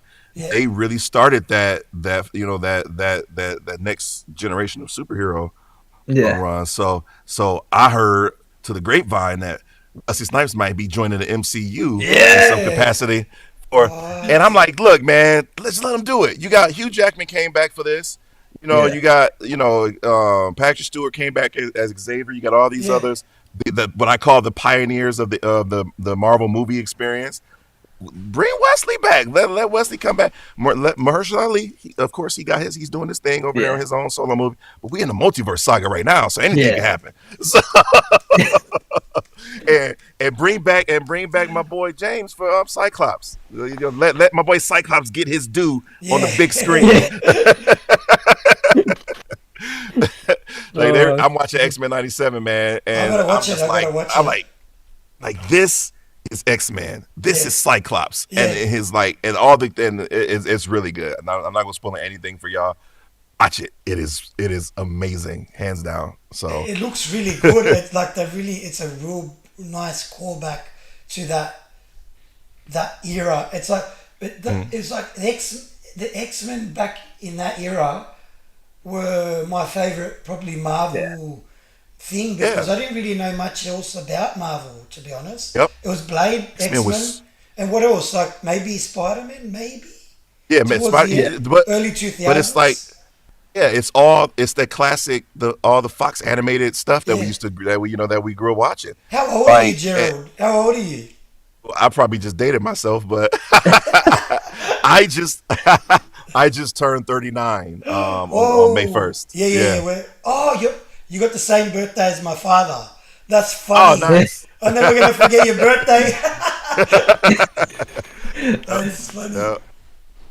Yeah, So that's my childhood, man. So Yeah, getting to yeah, see X-Men was huge. Like yeah, and people forget, like before the MCU, Avengers wasn't like that wasn't an A-list like team. Like no, it yeah, was X-Men was always that team. yeah. Back in the '90s in the comic books, nobody really cared about yeah, the Avengers. The Avengers. It wasn't until the MCU and Robert Downey Jr. and all the those movies came out that put Avengers in that top tier. Yeah. But I'm just like, look, okay, the Avengers is going right now in MCU. Just relax. Just be cool. We about to get the X-Men. We about to get the X-Men. All will be right as it should be. Yeah. Honestly, I was a bit of a hater. Like, I don't know, there's no beating around the bush. I was like, who the hell is Captain America? I don't know this guy. Bro, getting his own movie? Hell no, bro. Where's Look. Wolverine and the Cyclops, Yep. bro? yeah, And that's how that first phase of Marvel One, dude. That was a big gamble, like to try to Yeah. make those characters. Even I knew who the Avengers were. I knew at least most of them, the original lineup, but I wasn't like a diehard like Iron Man fan. But I was after that first Iron Man movie. Yeah. Robert Downey Jr. I walked out of the movie theater like, Me and I Man. look funny. Me and my brother walked out the movie theaters and we looked at each other the exact same thing. We said, "Oh, this movie was perfect." And now they need to redo Spider-Man now Yeah. because that first Iron movie, that was something different, dude. That just felt different. You could tell Marvel was back. Like Marvel did that, and they loved the character. And I'm like, man, if they do this, imagine what they can do with all these other properties, X-Men, Fantastic Four, that they didn't have the rights to at the time. So don't get me wrong, I love the first but decade of Marvel movies. Yeah. I'm just, but after Endgame, my heart was broken. Yeah. And I had to take a break Yeah. Yeah.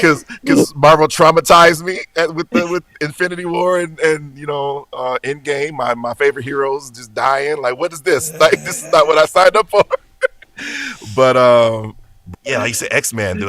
X-Men '97 has if it's done nothing else, it's reminding everybody how great the X-Men can be. In the right hand. So I'm just like, this cartoon is great. I can even just take the same people who wrote this animated series Make a and movie. this show, just let them make the movie. Just let them make the Yeah. movie because they clearly understand who these characters are. And I love Wolverine, but it ain't all about Wolverine all the time, Yeah. man. Yeah. Like, damn. What's with those bearded Australian jacked men? Yeah. Seriously. Oh, wait, yeah.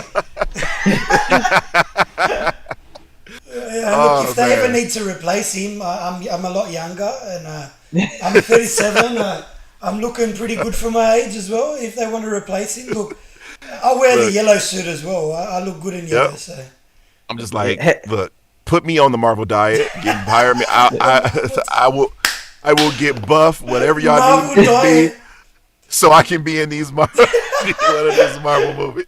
Oh, bro, I'm going to coin that phrase, the Marvel diet. I think it's got something to do with putting something in the arms. Or Yeah, Yeah, maybe. yeah. damn, boy. Has to be. So if anyone from Marvel is listening, Ink said that he will wear spandex if you guys agree to him. The tighter the better, you got to show those delts. Yeah, yeah, Oh no, Wolverine has the shoulder pads, yeah. doesn't he? You see, you Yeah. won't even be able to see him in the Deadpool movie. He's going to have to take his shirt off again. Oh, what a shame. What a shame for all the lady viewers. It's so hard to believe, bro. The brother is like what 50 something, and he 55. looks What like is it? that. What is it? 24 years, I think it said something like Yeah. that. He's been doing this Yeah. character. Yeah. That's crazy. And then see him, I'm just like, dang, Hugh Jackman. Yeah. Yeah, Hugh jacked man. Yeah, Hugh Jackman. The Hugh jacked man. That's right. It's all in the name. Man. Yeah, he took a break, went to Broadway, came back. He's still ripped. Like, what is Yeah. yeah, yeah.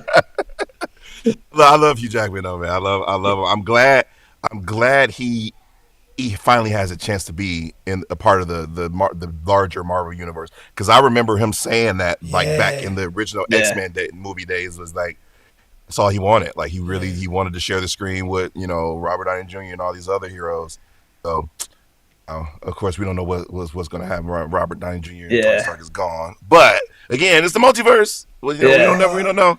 I'm You just got- glad to see him. I'm glad to see him be able to suit up in like the official Marvel capacity. You know how it works. It's not the multiverse. It's the how much money they Yeah. can make verse. And Multi Robert money. Downey Jr. has been resurrected, and Chris Evans is got his serum back again, and all of a Yep. sudden Yeah. they're all back together. And I'll watch it and be like, Yep. yeah, that makes sense. Yep, I take it. Avengers 2.0. I think the Russos, they were like they had a statement come out a couple of weeks ago, where they were, we might initially bring back Iron Man, but we don't know how to. And in my head, I'm like, brother, you've just introduced the whole multiverse. Yeah. How do you not know how to? Like, Yeah, if they do bring back Chris Evans, we want senior Chris Evans. Yeah. We want old man Chris Evans. I want bearded Chris Evans, all right? Yeah. old man Cap. Walking walking stick. Oh, He's got a yeah. walking stick and he's got his shield and he's like, It's like it's hit him with the Avengers yeah. Assemble. No, I don't. I don't think I will. Oh, that's so good. Not this time. Yeah. Oh, love it, man. Marvel, DC, Marvel. I love them both. I love. I Yeah. prefer Same. Marvel personal preferences. Marvel's my go-to. Um, Hmm. and I've never seen a movie like a whole franchise bring so much people together, like Yeah, man. ever. It's crazy. Yeah. It's crazy. And like It's you said, like. I think earlier about Wesley Snipes going back into Hmm. thing. Oh, Um, Hmm. he actually had a video a couple of years ago where he was like, "I wish they got me like to voice or go back into Blade for the MCU," and now he's like Hmm. we're rumored gonna. to be living the dream. Oh, Yeah, Yeah. Yeah. that's crazy, bro. That's crazy. Wesley And if they Snipes is get gonna make me feel like 10 years old again because of the age. I'm gonna be Yep. like Yep. feeling refreshed in life. Like Wesley Snipes in an action movie, I'm down. I'm feeling good again. Yep. Yeah, Hmm. I just want him to bring up that line. He's like, "Motherfucker, are you my? Are you? What was it? Motherfucker, are you?" Have you lost your damn mind? Yeah. Yeah. Oh, he's got to bring that. He's got to bring that into the movie, man. He's got to Yep. bring it somehow. Hmm. Oh, bro. And now the question is, now that Xbox is having Blade, how is it going to tie up with Sony Spider-Man? Because they all managed to interlock with each other. So it's going to be really interesting to see where this goes. Because See, I'm not a big fan of exclusivity. It, yeah, it at least, especially with like pre-existing like properties, Yeah, it's weird. like It's weird. like yeah, Marvel games and stuff like that. Now, obviously, like Uncharted or Halo, I understand why those are exclusives. yeah, But so I'm not a huge fan on those again because the world loves these characters. yeah, So not anybody has the luxury to own both consoles or all consoles to be able to Yeah. play it on. So I feel like, I get it for money. They do it for money, but it's like let everybody have access to yeah, these types of games. So I don't know. That's one thing that kind of always bums me out is like, um, Avengers was its own thing, and then Spider-Man, PS4, and like they might put Easter eggs or whatever in there to kind of try to tie them in, but not really. And then it's kind of this thing was I don't know. I was hoping we was getting a big Marvel game verse. That would be great. Yeah. yeah, Which blows my mind. Like, had they done something like that, like Black Panther, an Iron Man game, or individual like Spider Man, and then the final game is like a co-op game. Hmm. Come on, man! Like it Yep. writes itself. You don't I, understand. Like you, you will be you would blowing the think. sails out of the water. Yep, you would think like like that would be the way to go. Like every game could still be its own game. You could give the devs creative freedom on to make just to make the genre or the type of game. Yeah, Like you said, like how awesome would that have been to have played the first Spider-Man game, played the Miles Morales game, and the Wolverine game that's coming out, and then and all of a sudden we get like a Secret War, level video game where it's like, okay, now those bring back all the voice actors that did those characters, in those games, and bring them back into this. Um, but I don't know. Maybe it's that's yeah. just yes. Maybe I'm the only one that wants that. nah. I think everyone, I Nah, think the man. whole world agreed with you right there. Honestly, you've I think we need to put you ahead of Marvel right now because like my heart is like This is the desires this man. Russo brothers podcast I'm today. Yeah. I'm here. I'm here, Marvel. Whenever whenever you Yeah. need me. Consultancy I'm willing. agency. Yeah, yeah, yeah. Uh, yeah, man. On bro, Look, Marvel, everything's falling into place. My heart is there. I can't wait until it drops. I think we might end up seeing a gameplay trailer possibly at the Game Awards, the I feel Xbox like we would. game show. Oh, for yeah. Blade. Yeah, yeah, Yeah, Oh, I think we'll probably get our first look at it. It it's sounds like it's farther along than it is. what It is. than what most yeah, people might think.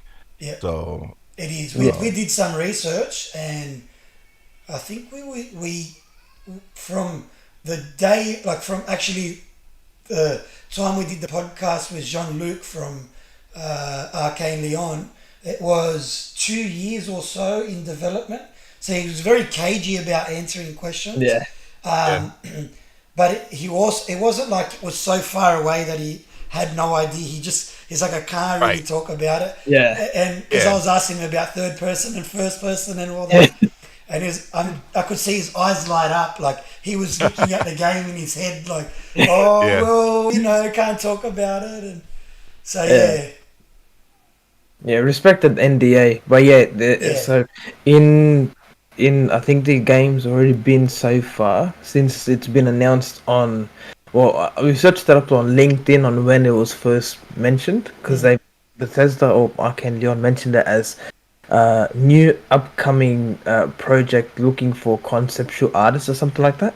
And couple of months later, they a year or two later, it turned out they mentioned at the Game Awards show that it was going to be Blade.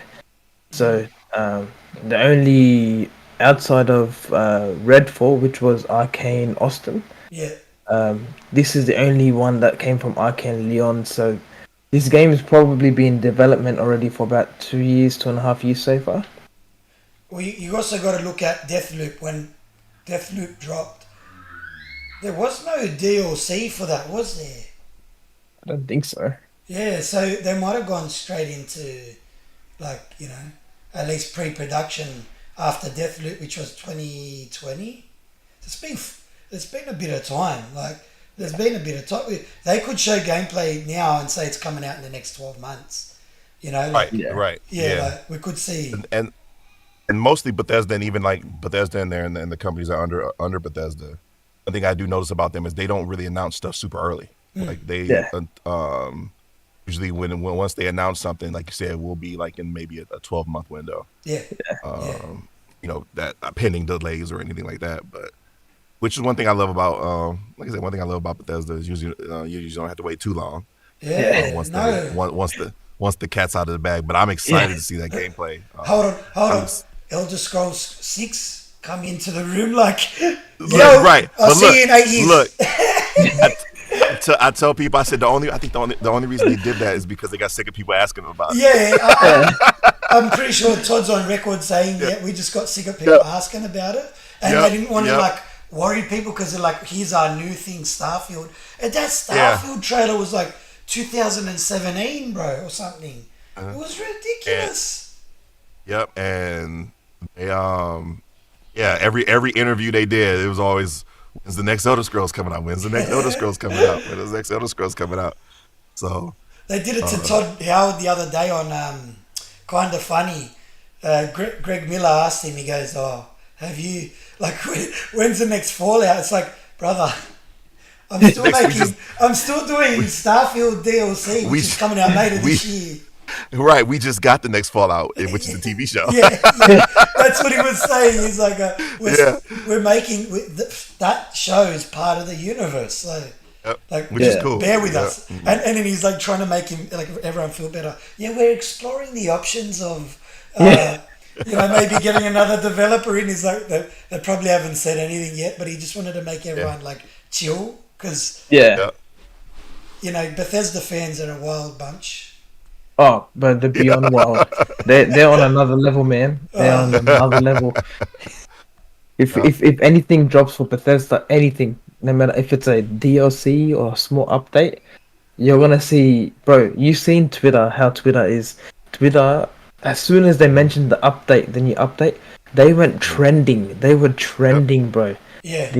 The fan base is like enormous. I'd love to know what, like, what in numbers, what's their follower count on, like, just Twitter, for example.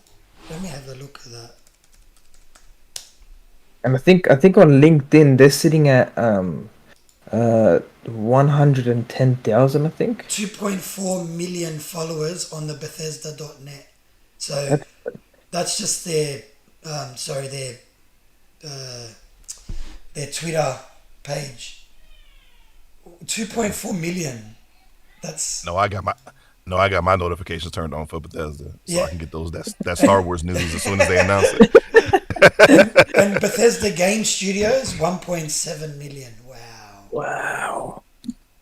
And they don't. It's not just those main accounts. They have individual country Yeah, accounts as well. individual Yeah. country counts, individual game Yeah, Games. accounts that's specific for yeah. the games. So yeah, Starfield is nearly 500k. Fallout 1.5 million. Elder Scrolls just under a million. So you can see the pulling power. That's why Fallout is how big it is, and how much like of the zeitgeist it captured when the show came out. I mean, I've played the games in the past, never finished them, didn't understand what I was getting, became a big Bethesda fan because of Starfield. Show Yeah. comes out, and I've gone back in time. I've traveled yeah, back in time, and I'm like, wow, these games, like, what have I missed? You know, what have I done? So yeah, yeah. like it's a But beautiful that's thing. cool. That's cool. Yeah, I said that's cool that the TV show was able to do that. You Oh know, yeah, like Yeah. to be able to because the world of Fallout is so rich. You can yeah, do so much. You know, you could do so much in it. Like even my brother, he's a huge gamer. But he never played any of the Fallout games. He loved the show. So now he's like asking me questions like, which one should I start with? Which one should I, Fallout you know? 76. And I said, well, if you're looking for a single player experience, yeah, Fallout 4 is the most recent one. Yeah, He said, but Fallout 76 is the co-op one. That's the one I'm on all the time. Yeah, it's come to cool. Yeah, Appalachia. Appalachia is where it's at. West Virginia. That's like yeah. such a Those pretty place. there's West Virginia. Bethesda, Take and me BioWare. home. Those are the two companies I would love to work Oh, with. Either oh, something don't on their please. games or Mass Effect or something. Oh, they're making a new Mass Effect, but they're Yeah. also doing the new Dragon Age Dragon Dreadwolf, Age. Yeah, which is out this year. that's crazy.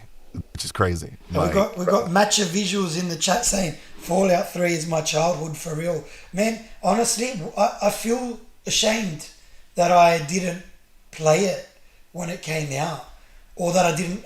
Well, I got to Megaton and I never went past Megaton. Did not know what I was missing out on at all. I never finished Fallout 3. I finished Fallout 4, but I never finished Fallout 3. Not because I didn't want to, but again, Bethesda broke my heart at some point in Fallout 3. And I'm just like, no, you know what? No, I don't want to go past this point because that makes it too real. Yeah. And now that you know that you can sell kids in the game, they'll probably make you stand off even more. Child selling simulator, bloody hell, It's bro. awful. It's awful. You just created a super villain. Yeah. He's gonna come back. He's gonna come back for you at some point. It's gonna be like Fallout 8, and he's gonna find you. Say, Yeah. remember when? Remember when you sold me off to those Raiders? Man. Well, now I run the Raiders, and I'm going to Yeah. I've grown up like now. like 7 health bars appear. 7 health bars. Oh, bro. Bro is like the biggest bullet sponge of all time. Yeah. You drop a nukes on him and it's like moving 1 millimeter at a Yep. time. Yeah.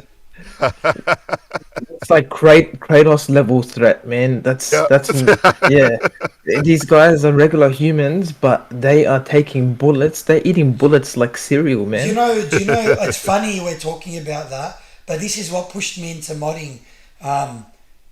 When I was like, that one aspect of the game that I don't like is the bullet sponginess.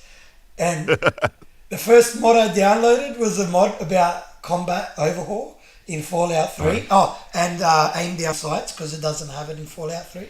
And I moved the FOV out a bit. Bro, that game is hard. That game is so hard. I didn't realize I was getting laser beamed from like across the map by a super mutant in the head. Yep. I'm like, dude, I can't get past this first bloody section. But it's good. It's good. And did you notice Starfield will have those modifiers in that update coming in May? Yeah, I saw that. Yeah, that you can go That's in the and tweak first a lot thing of I'm that. going to do. Like, He's going there and start tweaking stuff. headshots are one shot kill, like all that. just to Yep. change and it does change the flow of combat. Honestly, Hmm. They made the game mid like Souls like somehow. It was meant to be an action adventure open world, Right. and I don't know how, but it turned into a Souls like game, and yeah, the difficulty options is my best friend. So oh yeah, Hmm. oh yeah. At I the end need of the that day, easy it's a mode. game, right? It's Yeah, fun. So I need that easy mode. oh Oh yeah, yeah, there's look. One thing I've come to terms with. I'm older, and I don't have a lot.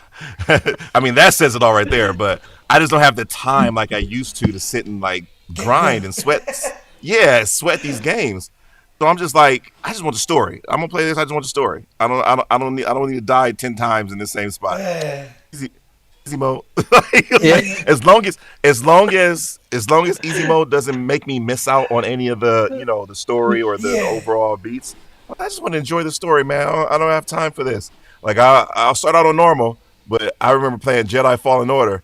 I made it yeah, to Dathomir. Now, granted, I might have went to Dathomir a little too early in the gameplay, but nevertheless, I'm dying repeatedly, and yeah. every time I die, they respawn. I don't want this.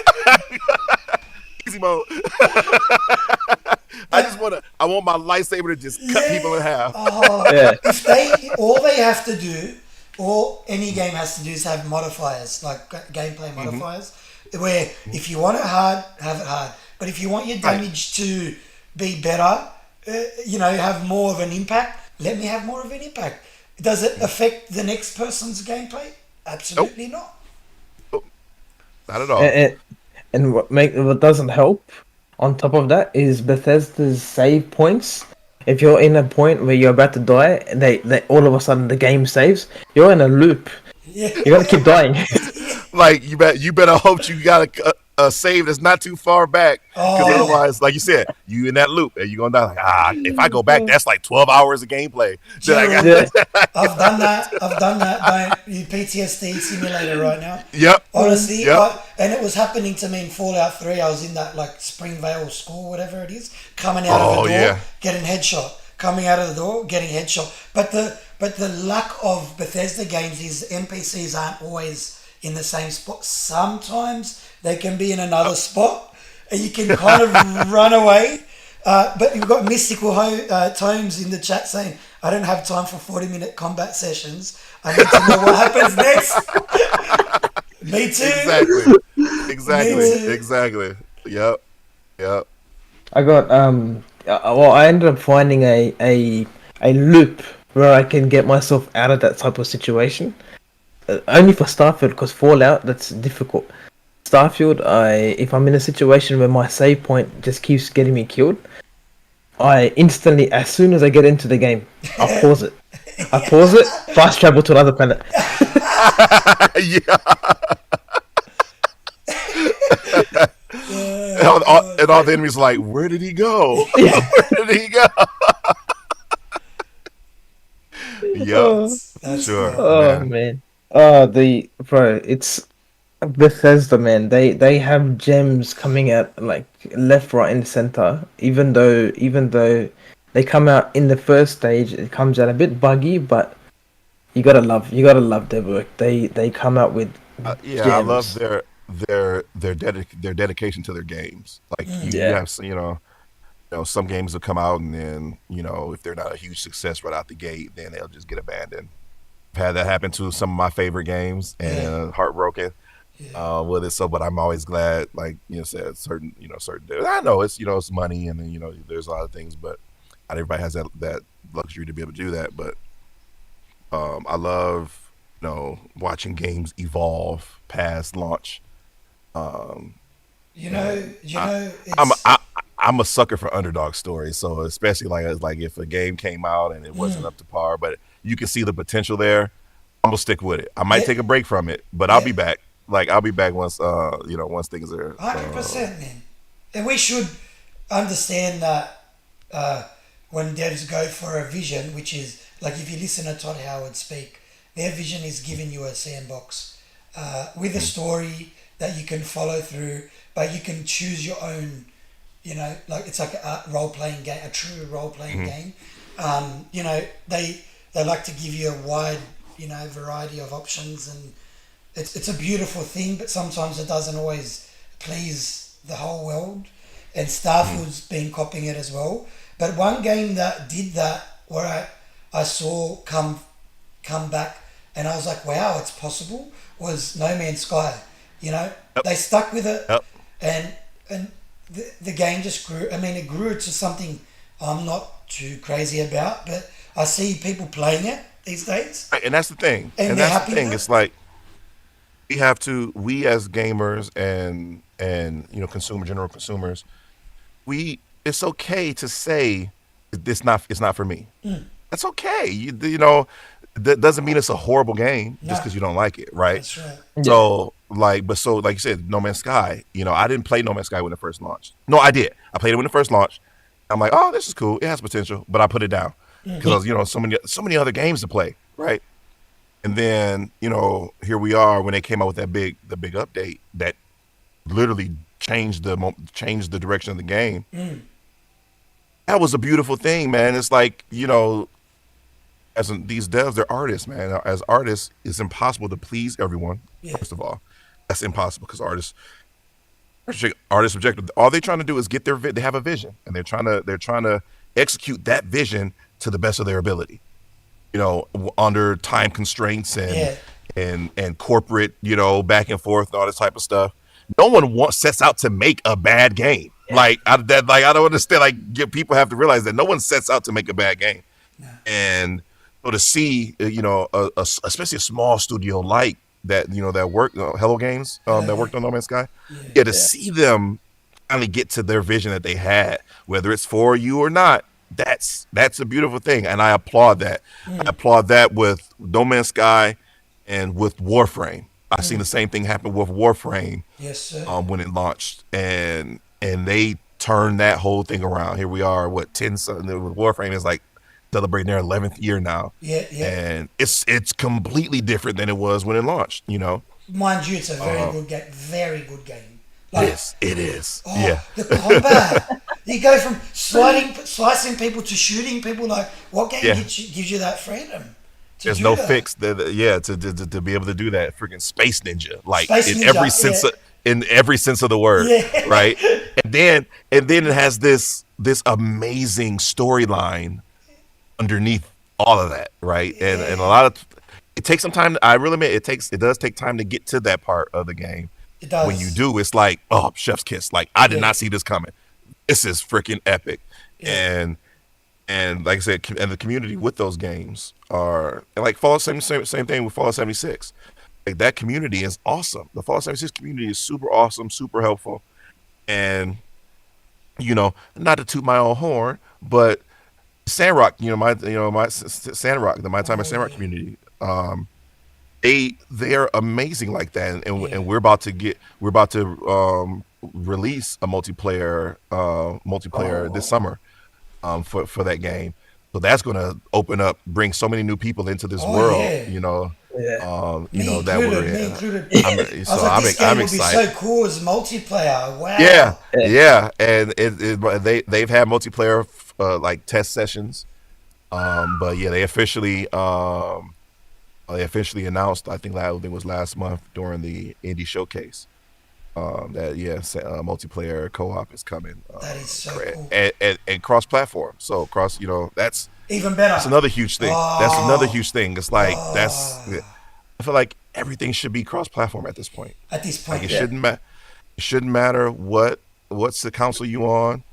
Just let me play with my friends. Just let me play Yeah. with my friends. That's all I you, want to do. you can thank That's all I want to do. Fortnite for that. Fortnite stuff. Yes. Yeah. Look, see, y'all my people. I kind of had an inkling of talking on Twitter, but you saying all the stuff that I've been saying for years. I Yeah. said, look, love or hate Fortnite.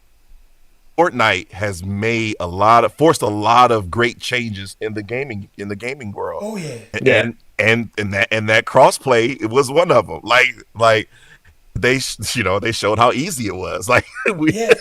Yeah. They were arm wrestling Microsoft on one arm and yep PlayStation on the other arm, and Yeah. grab each other. There you go. Like, Now you're friends. They're two bickering. These companies are two bickering Yeah. kids, and the parents like, y'all need to work together. Yeah. And then finally, like, Oh, it's always about money, isn't it? You know? yeah. Always Yep. about money with these companies. But, We're in a different time now.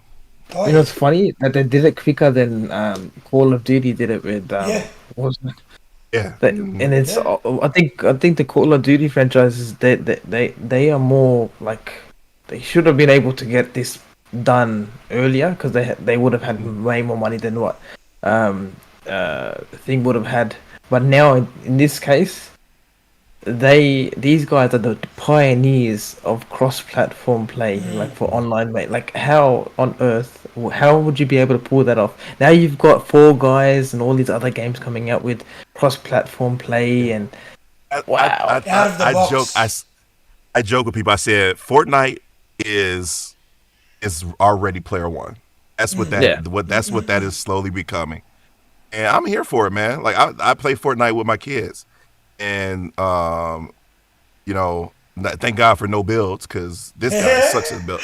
Sucks at if I'm in PvP, I just want to shoot stuff. I don't want to build nothing. Yeah. So when Fortnite released that no builds, I'm like, here we go. Yeah. Here we go. This is what. Now my daughter's always Gerald, like, did you just take the words out of my mouth? Because that's me.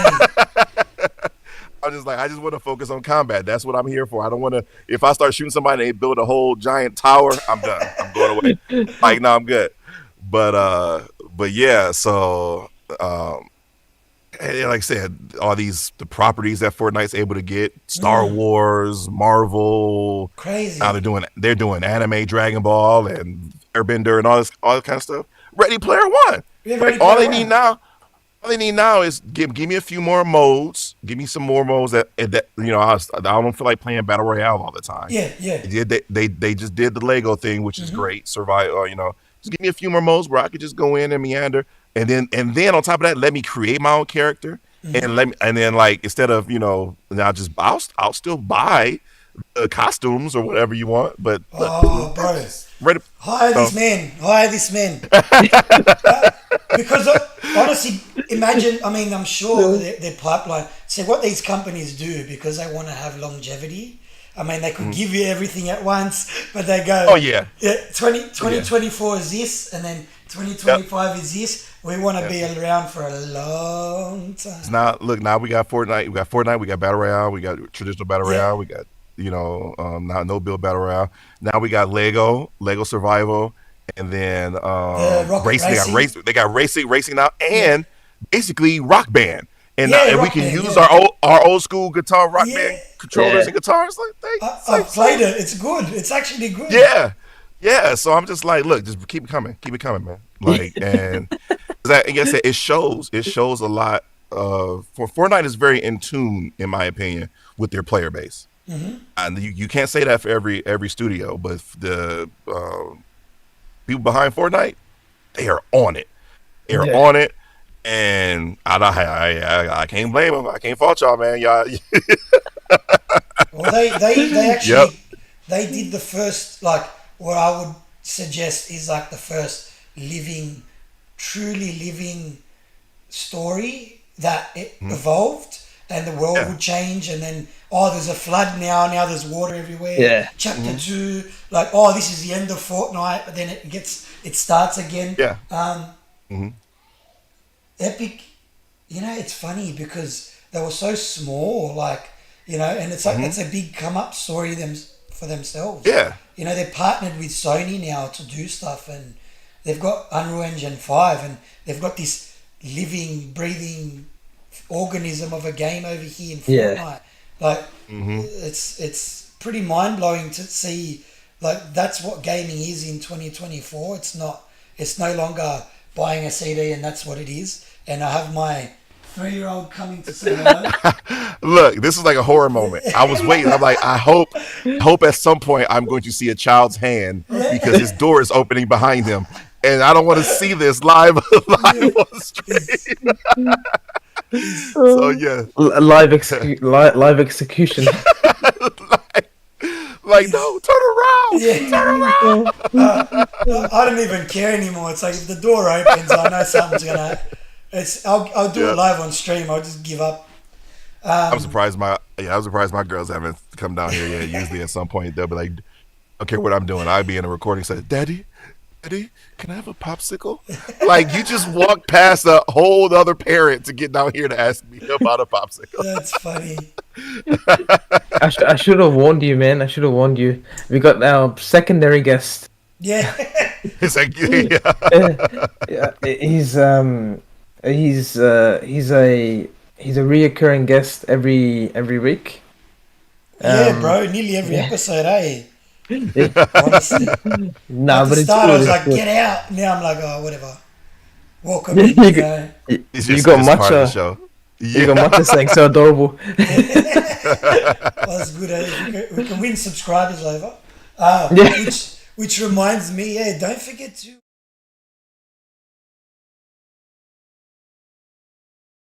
yeah, that would um, honestly help us with getting more content pushed out and be able to hopefully get more people like Gerald on the show. Yes, Um, yes. but alongside with Fortnite, the last topic that I had in mind was Black Ops 5 or Black Ops 6. Oh And yeah, when you talked about when you said your voice how going for the barracks and you said all that stuff yeah, your voicing it reminded me of Black Ops and I was like yeah.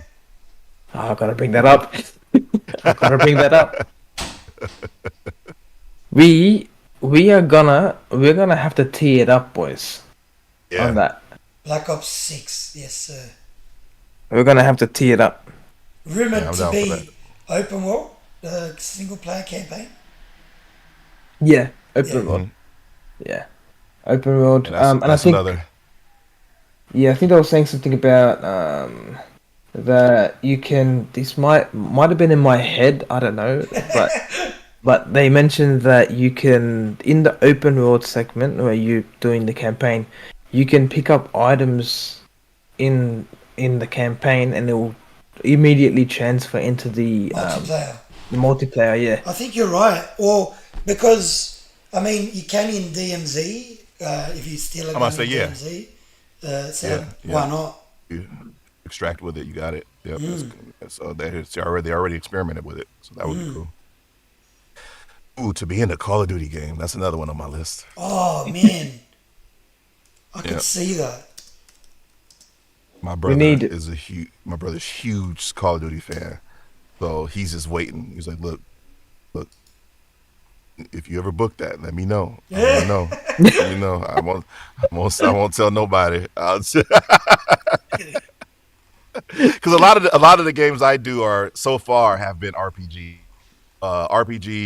Yeah, I think most of them. I did the one military game or like point and click adventures, which I love. But my brother, he's an action junkie, so he only plays like action adventure games or Call of Duty. Like those are the games that he can just jump in and jump off. So he's just always waiting for me to announce one of those.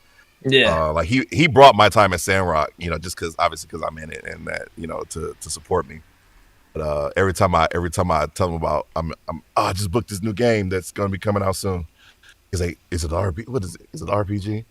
I said, well, yeah, man. I like RPGs, man. What do you expect? Like, he's like, all right, okay, it's cool. No, I'm just saying it's cool. I like it. This is but yeah, if once I do something Marvel related, Call of Duty, those are like, is I can't wait to tell him because I just want to see his face when I get to make that announcement to him. Oh, it's just yeah. he's just waiting for you to come home saying I've just booked an first person shooter. Yeah. He's like, what is it? I can't tell you, man. I can't tell you. You got to wait. You just got to wait like everybody else. Oh, oh, bro! Activision hit this brother up. We need his voice in the game. Oh man. So I I, did some reading on it, and like apparently it's on the Modern Warfare 2 engine. So it looks like it's going to be on all platforms as well. So it's going to have a good like player base for multiplayer. Modern Warfare 2 was so good looking, man. Those Modern Warfare yeah, games, they were truly yeah. next gen. And those are like, especially campaigns. The campaigns are like movies, like Oh yeah, interactive movies that you get to be part of. So, and it just when you think they can't outdo themselves, the next the next one comes out. So can you imagine yeah, being like at Activision and seeing like the check come in as a developer for what you can spend on the game, and I'm sure it's like a blank check, and they're like, right, "Do you want to create the right, most realistic looking cutscenes ever? Because they look yep. unparalleled, like crazy looking games." Hmm.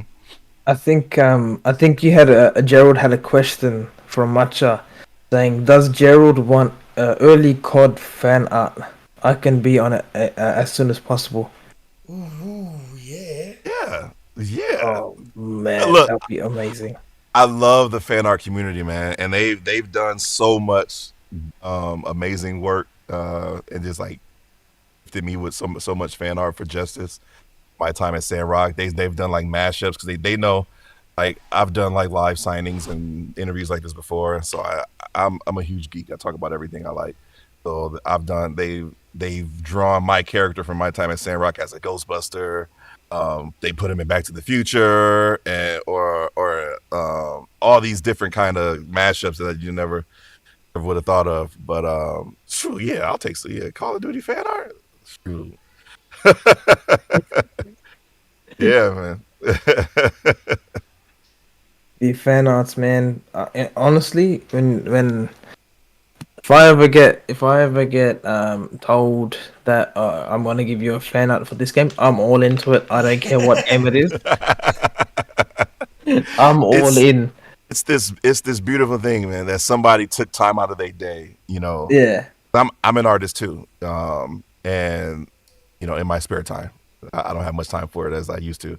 But in my spare time, I'm an artist, so I know how much time it takes. So to have to wake up just about every day and see fan art from the game is wild. Like that, this game and my character and so many other characters, my fellow castmates have formed these connections with the community, fans of the game.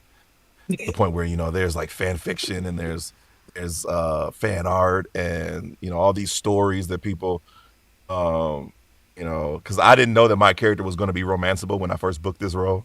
So now that yeah. he is, it's become this whole other thing. so but it's cool. Like I said, it's cool getting to see and feel that love from, and that's like a whole different part of this job that I wasn't really prepared for. I love video games, so just getting the voice in the video games was already perfection. But now to have a game come out that's and have a character that has connected with so many people Wow, and yeah. that has its own fan base is it's a beautiful thing. And I do not take it for granted.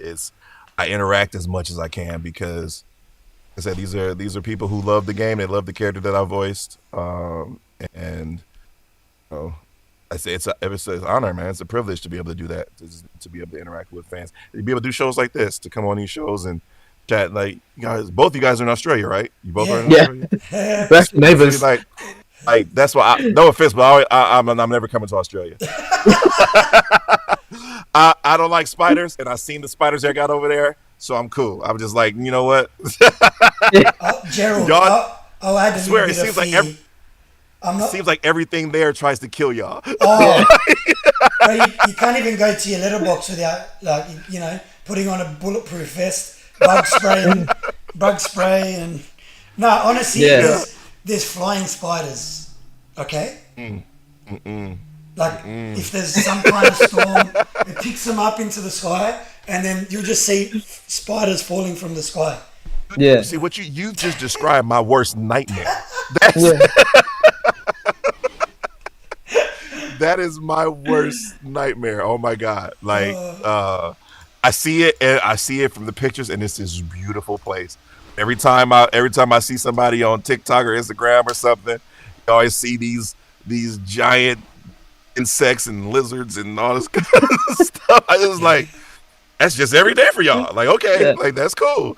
But again, but to be able to do this, talking, chatting with y'all from the other side of the planet, like that's other doors and avenues that voice acting has opened up for me. You know, many of the games I work on, you know, I worked on a game with, you know, from China or, you know, Japan, you know, going from you know, Australia, and from the comfort of my own home. Like, you know, thankfully that's the beautiful thing about technology is being able to do this remotely, you know, and work and interact with people all around the world. That's, you know, that's so many layers to this job that I love, man. And I just so, but yeah, this is, and like I said, being able to do this is one of them. So thanks, appreciate y'all for having me on This the is show. this is probably the funniest comment I've seen in weeks. You have Matcha saying, "Look, man, Spider-Man could take notes from Australia." Yeah, look, I've gotten this question all my childhood because I've never liked spiders, but Spider-Man has always been one of my favorite superheroes. Yeah. And everybody's like, but Gerald, how do you not like spiders and you love Spider-Man? Spider-Man don't look like a spider. He wears red and blue spandex. Now, those issues and those comics when he turns into Man Spider, I don't read those. Yeah. Like, no, I'm good. Hell But no, Spider-Man does not look like a spider. I'm cool. Tarzan's got to tell you the story about the spider that he was fighting with out the front of his house, Oh man, the size of a little dog. my Nope. it's I'm like, I just like, you can have the house. You can have the house. Let's go. what happened was my after we went live, after we did this live last couple of weeks ago. Was it live? Yeah, I think so. Yeah. And my wife, she was coming from the shop. She was at like a grocery shop, and then she was on the way back, and she saw this spider on the wall. It was like this big. It was like that big. Let me put it in. If you were in America, I would say you're exaggerating. But Yeah. I know you're not. So I'll put it in for you guys to know how big it was. It was actually the size of this Oh my lord. from here to here. Why? Yeah, Why? I got the bug spray out. It took 15 minutes. I sprayed it once, and this brother is crawling still. And I'm like, shit. And I spray him again, and he's still crawling. And I'm like, what's going on, man? Those 7 health bars showed up. You're a level 1 paladin with your bug spray. Honestly, Gerald, you can. There's a type of spider here called a huntsman, and the name should be enough. You can't kill them with bug spray. They don't die. Like they don't die with bug spray. Like it's either you squash it, and it's like leg span is huge, and or you like usher it out of your house. Like, all right, homeboy, like you're not paying rent. You got to go. Like and kind of guide it out the door because if you don't guide it out the door, it's running around your house like it owns it. Yeah. Yep. Keep the house. Keep the house. This house has been claimed. I'm out. We have a saying here Burn in it. Australia. It's like burn down the house. If you Yep. find a Burn it spider down. like Start that- over. Yeah. Burn it down to start over. And what makes it even worse is once I sprayed that spider, how fast it ran. Oh. It bloody terrified the shit out of me. And then it went like into a spider web, so it ran towards where I was spraying him from. And then it went into like a spider web, so he dangled himself down trying to leverage towards me. I'm like, nah, stuff this, Nope. Nope. I'm out. And then my wife comes out of nowhere. As soon as it lands, she stands next to it and she looks at it for like 10 seconds and she pokes it with a stick. I was like, how? You know, that's me running down the street. As soon as it starts swinging, I'm running like I'm jumping over fences. I don't care what it is. But what's wrong with that? No, never mind. I know. He must have seen a spider. Much as like, what doesn't kill me makes me stronger. That's what the spider said. I'm done. That's Yeah. Oh, bro. If that was you encountered a mutant spider. That was That's from Fallout. The last thing that I can add to this, the worst interaction I've ever come across with an insect from Australia, a mega-sized cockroach, and that was at well, I was watching a movie at the cinemas, and I don't know if those guys clean the cinemas or not. But midway while watching the movie, or I was watching Avengers, I think, and from the sky, I see something drop onto my shoulder, and I'm like, "The fuck is this shit?" He was like, "What's up, buddy? Yeah. You just want to, just want to talk to you about your car insurance."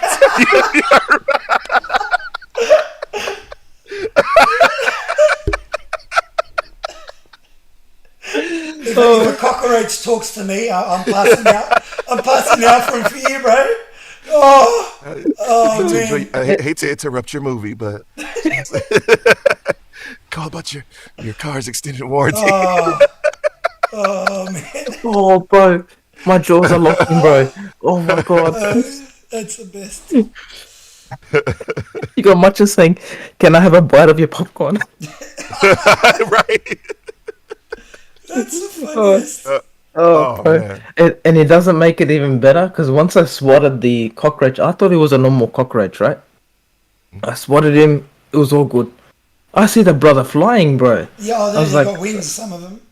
oh, and he didn't just fly like away, he flew towards me, and then in front of the entire cinema, I got up and I was like doing this. Oh, the bug swatting dance, bro. It's the one. Yeah. Where it's when you're in your uttermost state of fear, but you don't care, and you don't care who's watching. Yeah, Oh, yeah. man. You just want it off and away from you. That's all. Right. That's the only two things you can think about. Oh man, what a podcast today, boys. Oh my god. Oh my god. We're at the time where we have to close off for the sesh, but wow, what a podcast. Man, This was probably the most, honestly, the most I've enjoyed like communicating. Normally it's like we're having here and there laughs, but this time was full blown. oh, bro, the whole time you just know, like when you're gelling with someone and talking that the flow. When the flow is like jokes, you know it's good. You know it's good. Yeah. Yeah, man. We gotta definitely have Gerald back on the show again, man. This was the, oh, dude. I don't know. This was the best that I've honestly, man. This was so good. I'm gonna need a face massage because my jaw's gonna lock up because I've been My one did smiling the actually. whole time. Oh, bro, my midway when this brother said when Gerard said the insurance, my jaws locked, bro.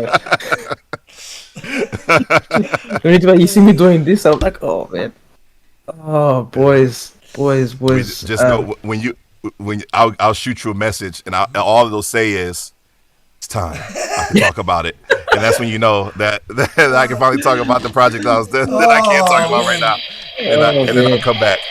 Hey, this is one last question. Are you guys like? Oh, I don't know if you can answer this. So just let me know if you can or not.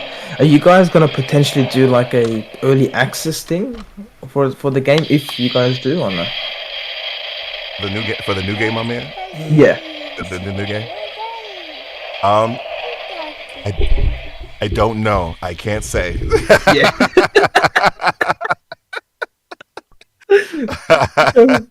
And I'll leave it at that. Oh,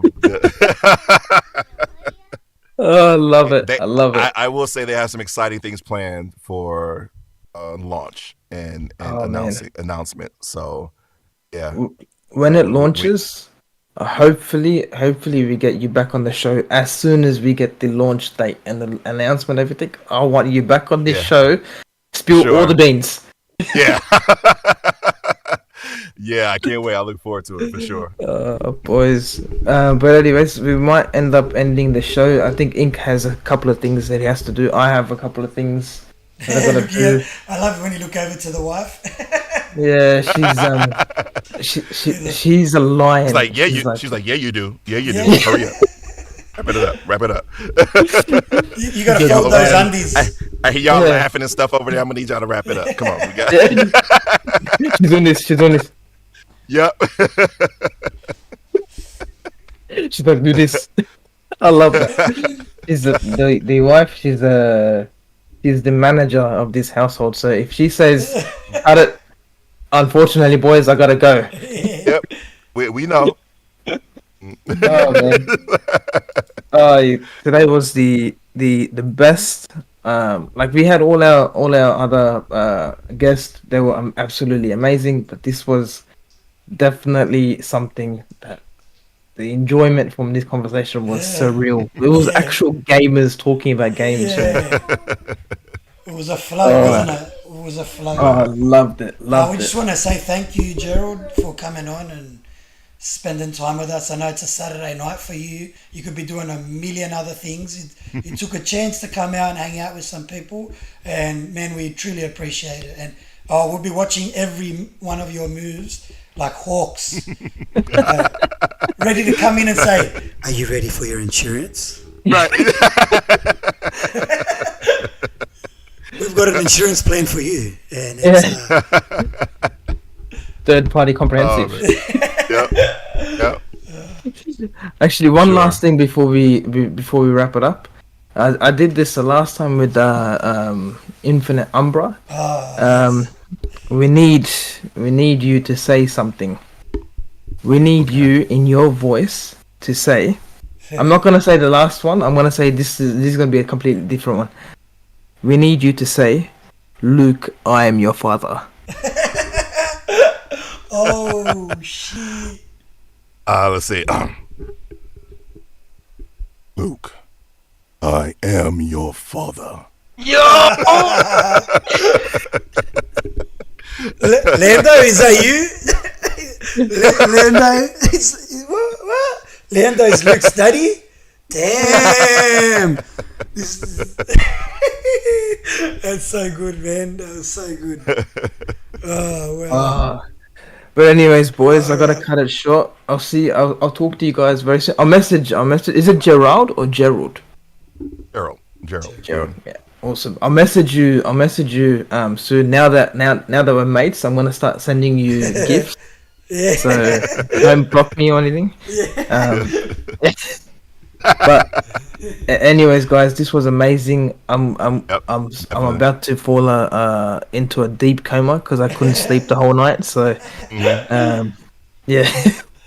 But anyways, thank you guys everyone for jumping into the stream. You guys were amazing. The chat was blowing up. We're going absolutely bonkers. And thanks, Gerald, for jumping onto the stream, man. You gave us a chance to actually speak to a voice actor on the show, which was honestly, it was like the best thing that I've that's come across this channel so far. And now potentially we've become mates. So when you come to Australia, come down to my house. I'll make you barbecue. No spiders allowed, so don't worry. I'm gonna need you to clear the spiders out first. But for sure, yeah. Oh man. But anyways, guys, thank you guys for jumping into the stream. I'm gonna sign off now before my wife kills me. I'll talk to you guys soon.